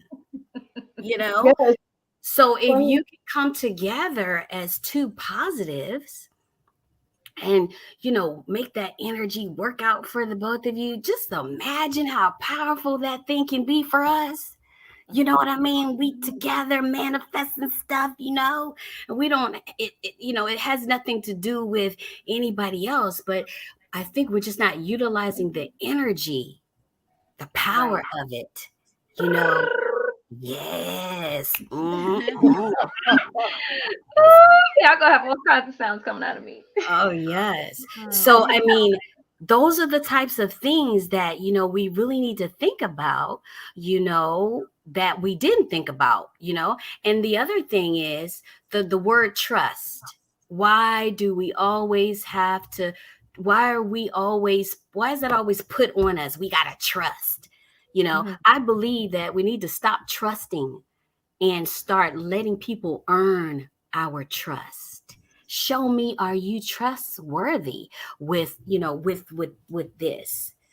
Make sure that you're trustworthy of yourself with your own energy. And so when we take these words and just give them out freely, then that's when we need to take our power back. Take your power back, women. Take your power back, men. But take it back in a way where you understand, I don't have to, I need to trust myself more than I trust anybody else with my power, and then that way, when the powers do come together, we doing some things, we can do some things together. So at the end of the day, is it safe to pretty much say that that people should kind of like just go into you have to be in a state of oneness with yourself before you even entertain this. So is it safe to say that you shouldn't be having sex at all until you're in that state? Because people not, there's enlightenment is all a process. Everyone has different levels and different, process of where they are. And the sexual energy is what is also a drive, and it's creative energy, but at the same time, if you're not fully whole and complete, like is it safe to say something you should abstain from? Like is that like the advice you would give anyone until until they get to that level? Well, my take on that is this. In life, I mean, you're here to experience things. You know what I mean? It's just like the example I can give is that, okay, I'm a mom of 4, right? I can't treat each child the same way, right? But when they get to a point where they're grown, when they've outgrown and they've grown to a certain level, okay, it's time for them to have experiences. I can't shelter them from all of these things. You gotta have experiences. Experience is the best teacher. If When you they're are not older. experienced in these things, then you're not going to know your own power anyway. You're not going to know what you want. You're not going to know what you don't want. But you do have to go out there and get that experience. It is the best teacher. So I won't say, hold it all in. No, don't hold it in. Go out there and experience. Go see what you like. Go see what you don't like. There's a lot out there to like and there's a lot out there not to like. But you have to have these experiences to build on. Without the experience, you will not have anything to build on. So I'm going to say, don't keep it to yourself. Yeah. I want to add to that and to support it. While you're experiencing, while you're experiencing, you want to be able to just be aware of your body. Listen to your body. That's where the key is. Like your home, you carry your home with you everywhere. Right. So if you're able to say, oh, you know what, and the beauty part about our bodies is that it allows for a level of reparation. It's like it's okay to make a mistake because you didn't know. It's okay. Babies fall, they get back up, they try again. So it's listening to your body, and then you're like, oh, okay, this is what my body likes, this is what my body doesn't like, this is how I'm going to treat it. So that's the conversation to have when you're having your experiences. Everyone has a unique walk here. That's right. You got to find yours. Yep. I mean, I said, I always tell women, and you continue being yourself, but learn how to say no. First of all, you got to learn how to say no, so you can that's how you get to know yourself. Learn how to say no, and only have sexual relations when you want to, not because the person says so. A lot of women give guys charge of their bodies. They're not in charge of their sex energy. They let the guy take control of their sex energy. They're not in control of their own energy. So I always tell women, learn how to say no, first of all. Continue being yourself. Just learn how to say no. And that's it. And do what resonate with your spirit. Don't just do things because somebody say so. It's your body. You like that, huh, Emilola? Oh yeah, I actually wasn't saying no. I didn't learn how to. Well, I was saying no, but in the relationship, I didn't. I was just like, all right, whatever. And you did share something with me, a while ago, sometime in February, and I actually put it into practice, and I felt so powerful. I was like, oh wow! Like usually, every time this guy wants sex, I'll just be like, all right. So I put it into practice, and I was like, no.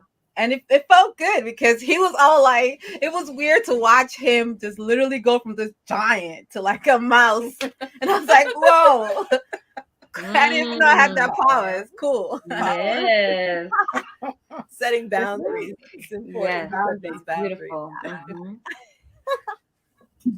You still tickled over it, huh? Yes. To learn your power. Yes. That's right. It gets better.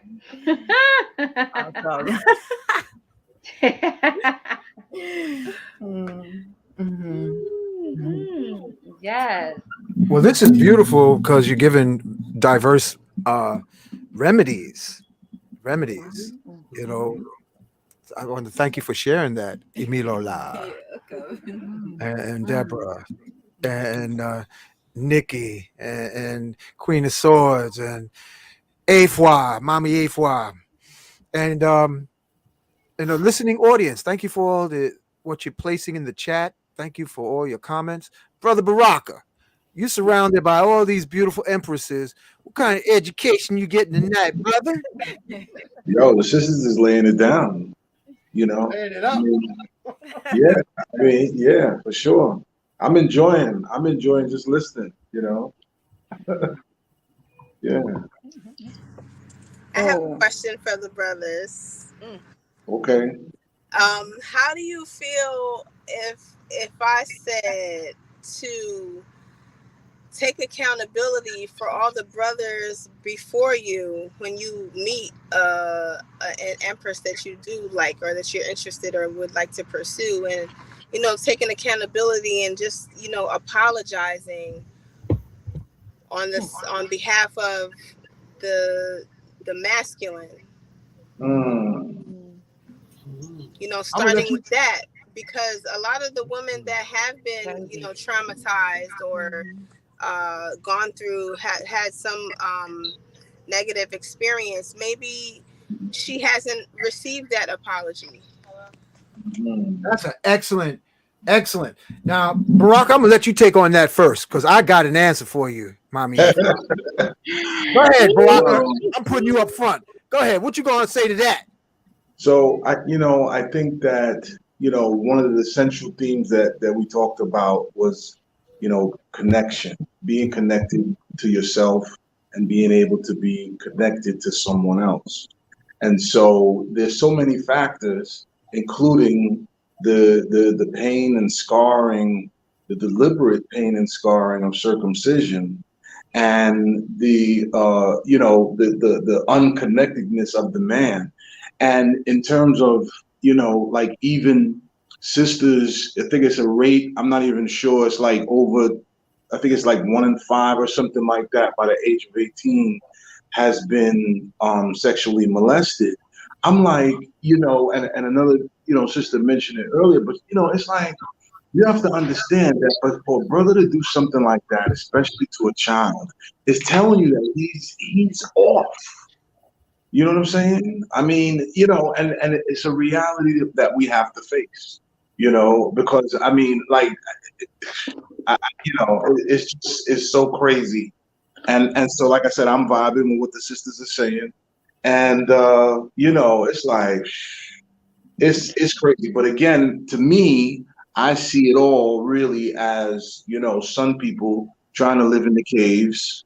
You know what I'm saying? And we forgot our ways, and our ways, some of them were oppressive, but our ways were designed around building community. And so now it's like we can't even get along. You know what I mean? And again, it's like, to me, I look at it as some people trying to live in the caves. We live by cave rules and caves philosophy, and so chaos reigns. Thank you, brother. The beast. I'm going to respond to that. Thank you. Did you answer a question though? No, he didn't. I'm like, what? I'm a deep listener. I didn't answer the question. You didn't answer the question. What question?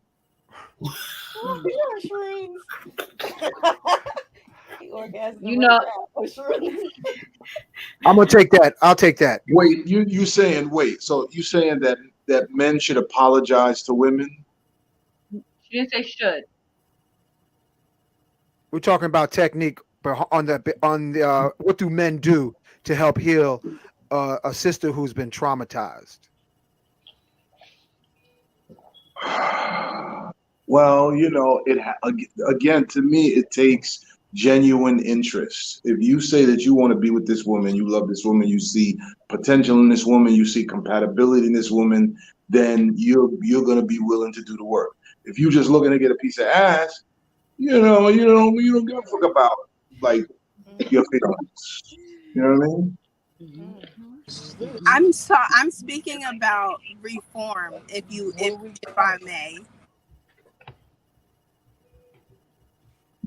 Well, that's where I say that brothers got to learn the African Hawaiian system of Ho'oponopono. Because according to the ancient masters, we all are living in a dream reality, and everyone is a mirror reflection of our personal vibration.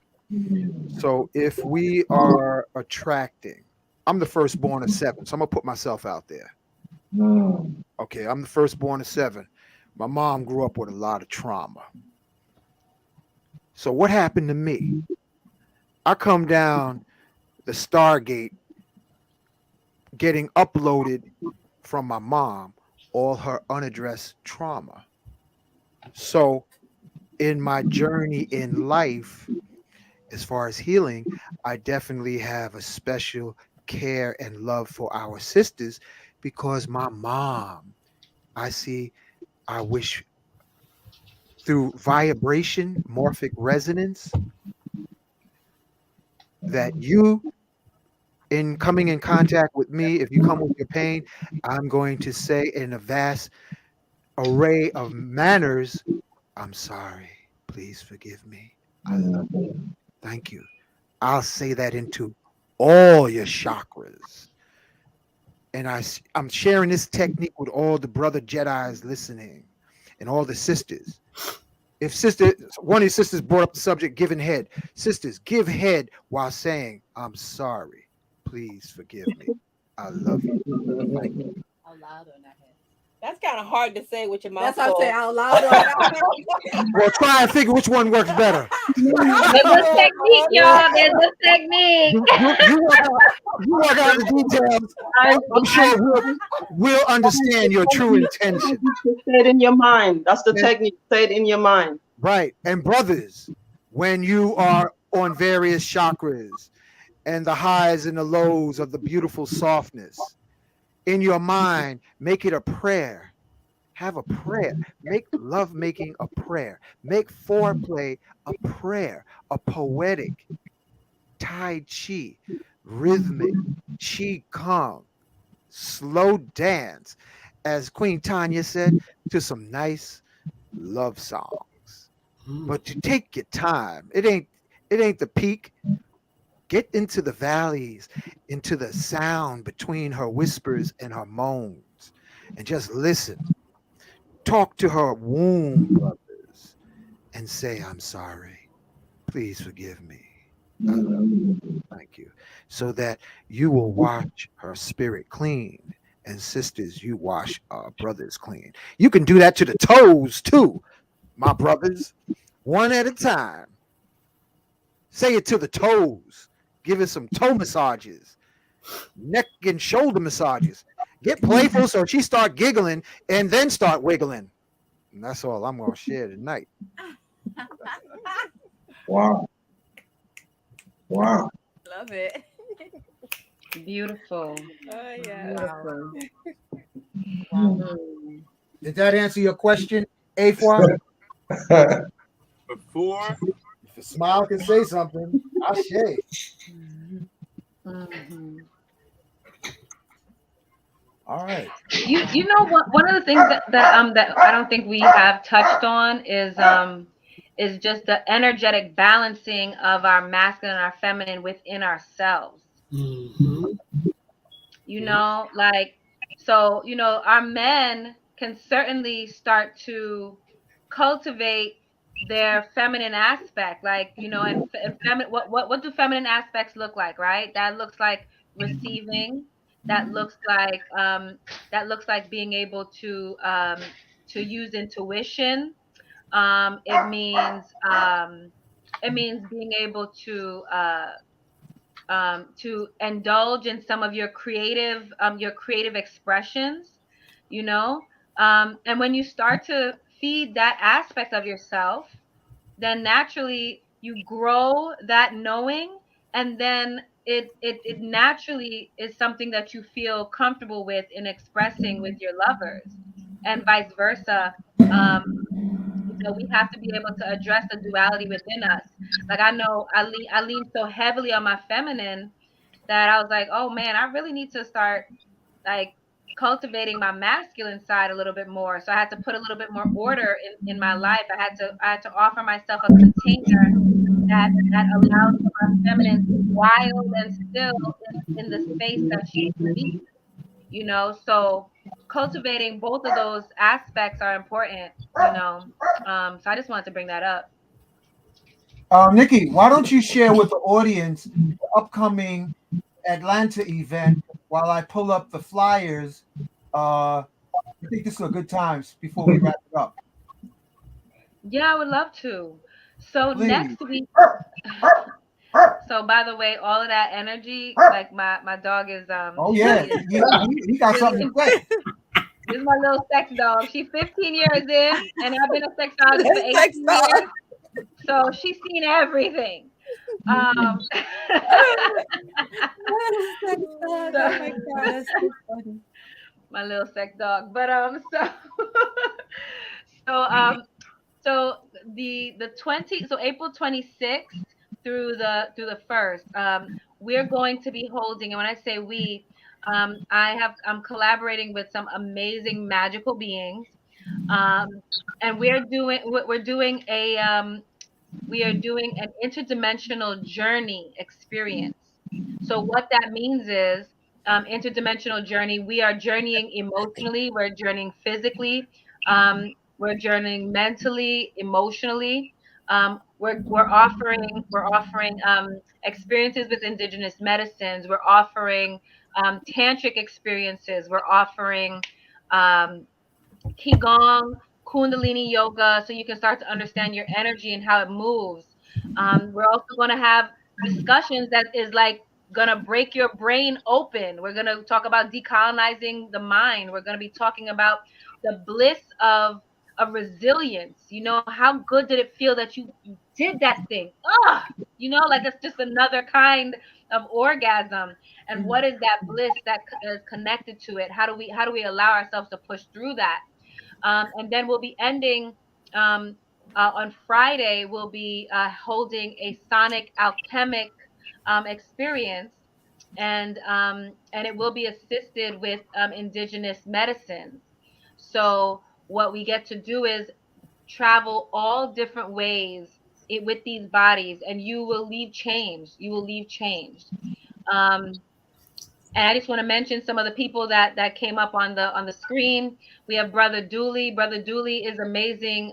He's a drunken master, as Uncle Hank calls him, because he is a master in the midst of chaos, and he can do psychic surgery on you. He's been able to shrink bunions. He addresses traumas through medicines and also just through his own trance. Then we have Adara Mosley. Adara Mosley is another. I'm so grateful. She's another sister that does touches orgasm. Deborah would know about that. And and what was so exciting was now that I got to meet someone else that that practices. You know, she uses her energy. I use the energy specifically to listen to organs, to move traumas, to expand orgasmic experiences. She uses it for telekinesis, and I was like, oh my gosh, duh, of course we can use it for that, you know. So just in something like that, how we're able to exchange and grow. Imagine what we can learn from each other when we start to exchange and grow. Then we have and glow.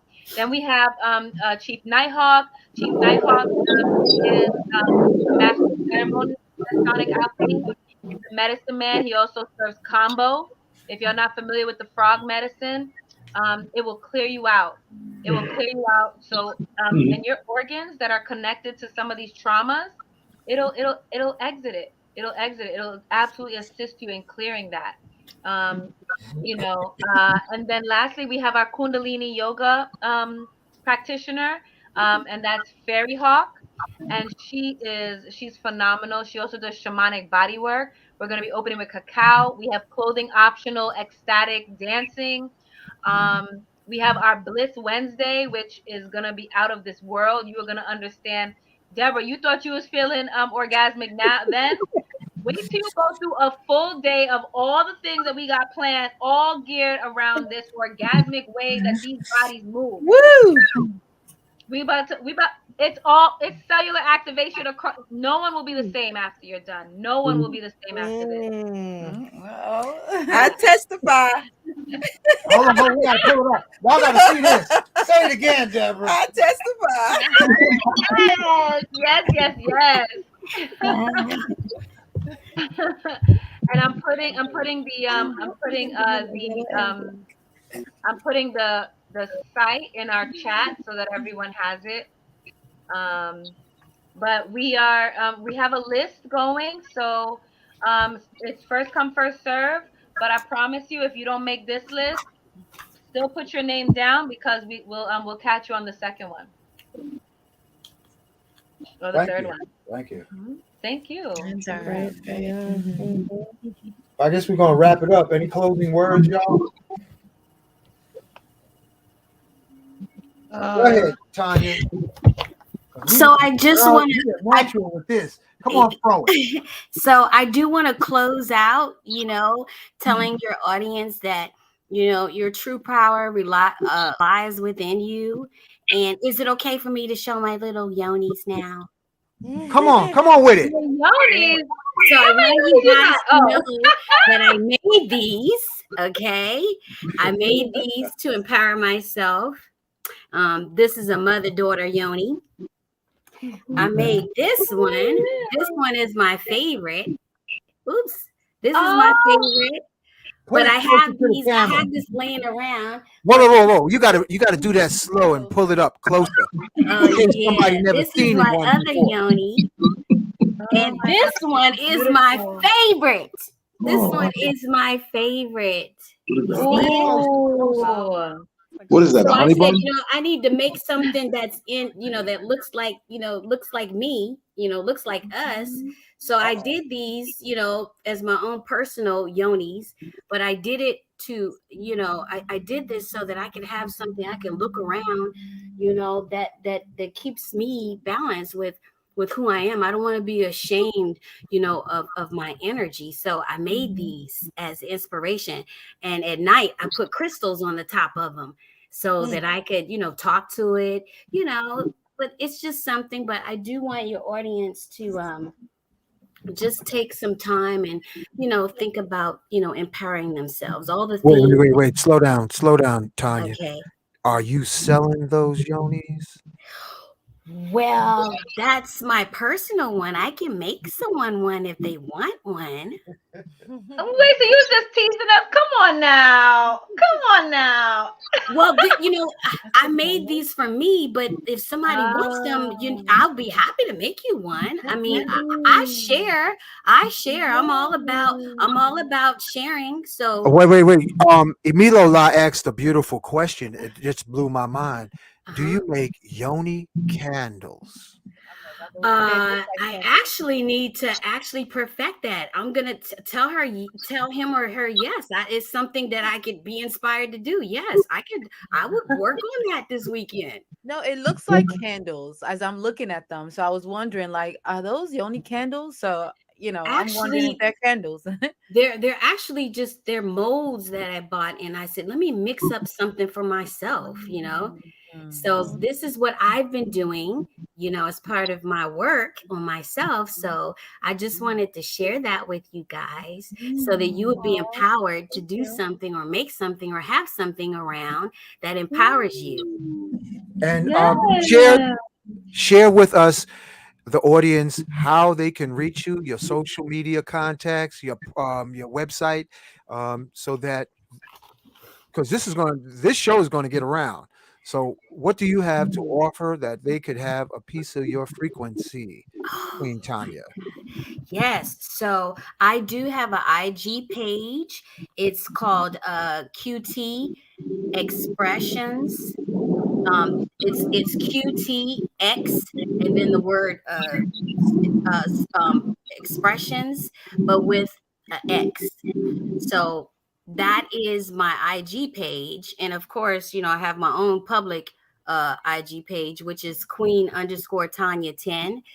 They can reach me there, or you can just simply email me. My email address is Tanya Royston at hotmail.com. That's TonyaRoyston at hotmail.com. Definitely, Text all that in the chat. Text okay. it all in the chat so that All right. people can copy paste. Nikki, if Yes. people want to reach you, They can reach me. All of my social is Nikki Experience. That's NIKKIEXPEREINC.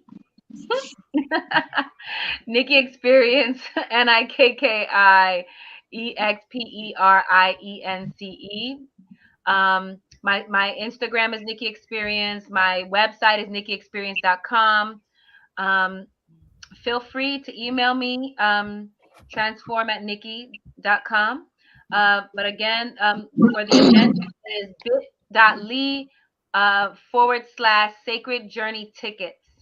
text that Um, in the chat also, please. I did. Oh, you I did. did. Okay, great. Yep.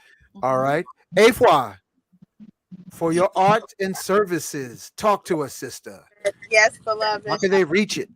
Yes, so you can definitely reach me at my phone number, which is also on my Instagram, which is Eco Holistic Oneness. That's ECO Holistic HOLISTIC_oneness ONENESS. That would be on IG. Also, ecoholisticoneness.com That's my website.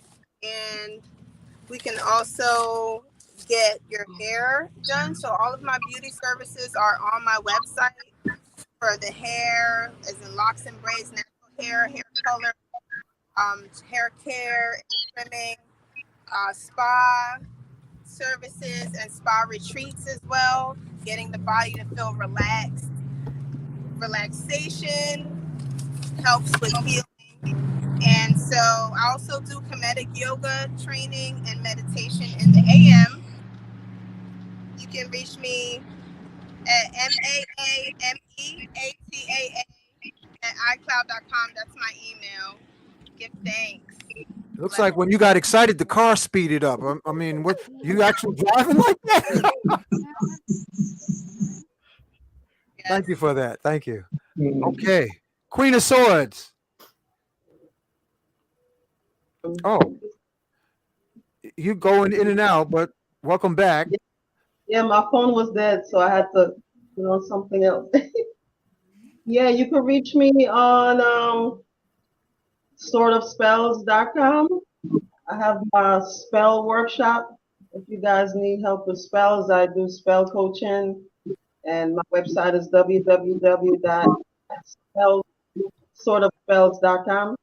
I'm on YouTube. It's called Swordz. So you can find me on YouTube, you can subscribe, and you see all my information up there.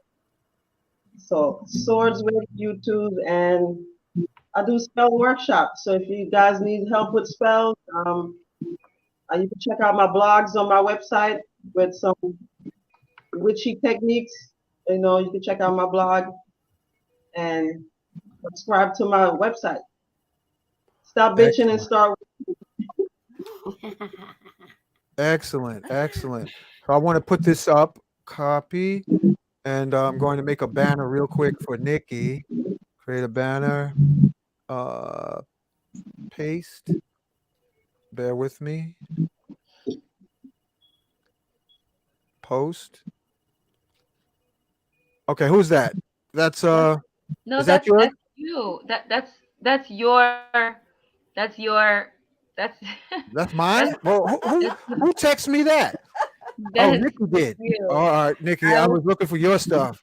You I was texted me my giving it. stuff. Oh, you and Dooley, boy, y'all be messing my head up. Wow. Okay.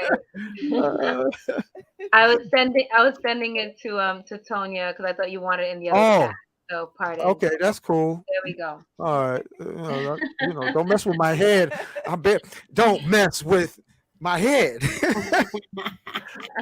Oh man, no pun intended. Pun intended. Yeah. Go ahead, Deborah. Any closing words? I just want to say I appreciate everyone. This conversation has been simply orgasmic, and I will be coming out with something soon. Emilola. Oh well, yes, this is great. I didn't even plan for this, so I just like walk into this. Like I just keep walking into divinity and all these. I just keep walking into it. That's so magic. That's magic. Yeah, so it's magic flow. awesome. Yeah, I hope to experience you all more and again In person. in person and Yes. all of that good stuff. So thank you. Appreciate you. So perhaps we'll see you on Wednesdays, because the mega trend now is from the YouTube show we did about touchless bliss. Deborah done started a whole uprising. I say that Deborah might be Harriet Tubman part 2.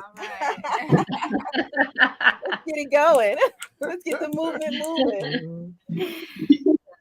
And we're going to start, and I'll get with Ricardo. We're going to start offering the touchless orgasm on the Wednesday healing circles. I've been focusing on the gasmic experience of the crystals. So I guess since Deborah brought an orgasmic uprising, we've had people coming. And thank you, Rashana. I want to give a special acknowledgement to Rashana for helping to assist Drunken Master Dooley find his way through the door and create that cosmic magic once he gets back on the floor because sometimes he don't even walk in on his feet. He just floating like a helium balloon, you know, with a big old smile on it. Somebody like pull him down. Come on, pull Dooley. They're waiting, and like a smile on a balloon. He'll turn around and look at them, and magic. That's when the magic happens. So we're looking at the Healing Wednesdays also becoming Touchless Gasmic Wednesdays. All right. I do want to give a shout out. I do want to give a ancestral shout out to Pascal Beverly Randolph. He was Lincoln's doctor, President Lincoln's doctor. But not only was he that, he also was a sexual energy practitioner, a metaphysician, an occultist. He's the guy that that Aleister Crowley refers back to, right? And we usually hear about this man. And I thought, and it celebrated my heart that it was this Black man that used this energy to influence, to protect, and to ignite freedom for people that look like him, you know, for our Black people. So it's just to speak to the style of how you use this sexual energy is limitless. And one of the stories is that the day that that Pascal left on travel was the day that Lincoln got shot. Wow. It's really to speak to this sexual energy. If we really know how to cultivate it, y'all, like we can do so much. We can do so much. That's incredible. That's incredible. Brother Baraka, any closing words? No, I had a great time. The sisters dropped all the jewels. I was like a passenger enjoying the ride. But yeah, a lot of great conversation, a lot of jewels. Thank you. You said you're going to do something special in the closing. Did you say that? Baraka? No. Okay. He's a no. Okay. All right. So I want to thank all the listening audience. May you have a thriving weekend. And we out. Orgasmic weekend. Yes. Thank you, Brother Hank. Have a blissful weekend. Thank you, ladies. Thank Yes, you. all. Such a joy. Thank you, Yes. Brother Thank you for holding this wonderful space. Yes. Thank you, Efua, for being present. Thank you, Absolutely. Tanya. Thank you, Queen of Swords. Thank you, Baraka. Thank you, Nikki. Thank you, Deborah. And one more thing. I got to show you. This is Friday, and Deborah and Emilola and Efua are on their Oshun colors. Look at this. Wow. They came ready. Yes. Look at Efua. She prepared for this tonight. Look at her. Yes. Always. Oshun is in the house. Yes. Also, I wanted to just drop one last gem for us. We also have to cultivate our sacral energy and wine. You know, do them circles. Do those circles. You know, bust out them circles. I gotta move the ticker tape. That's so nice. Can you do it twice? Yes.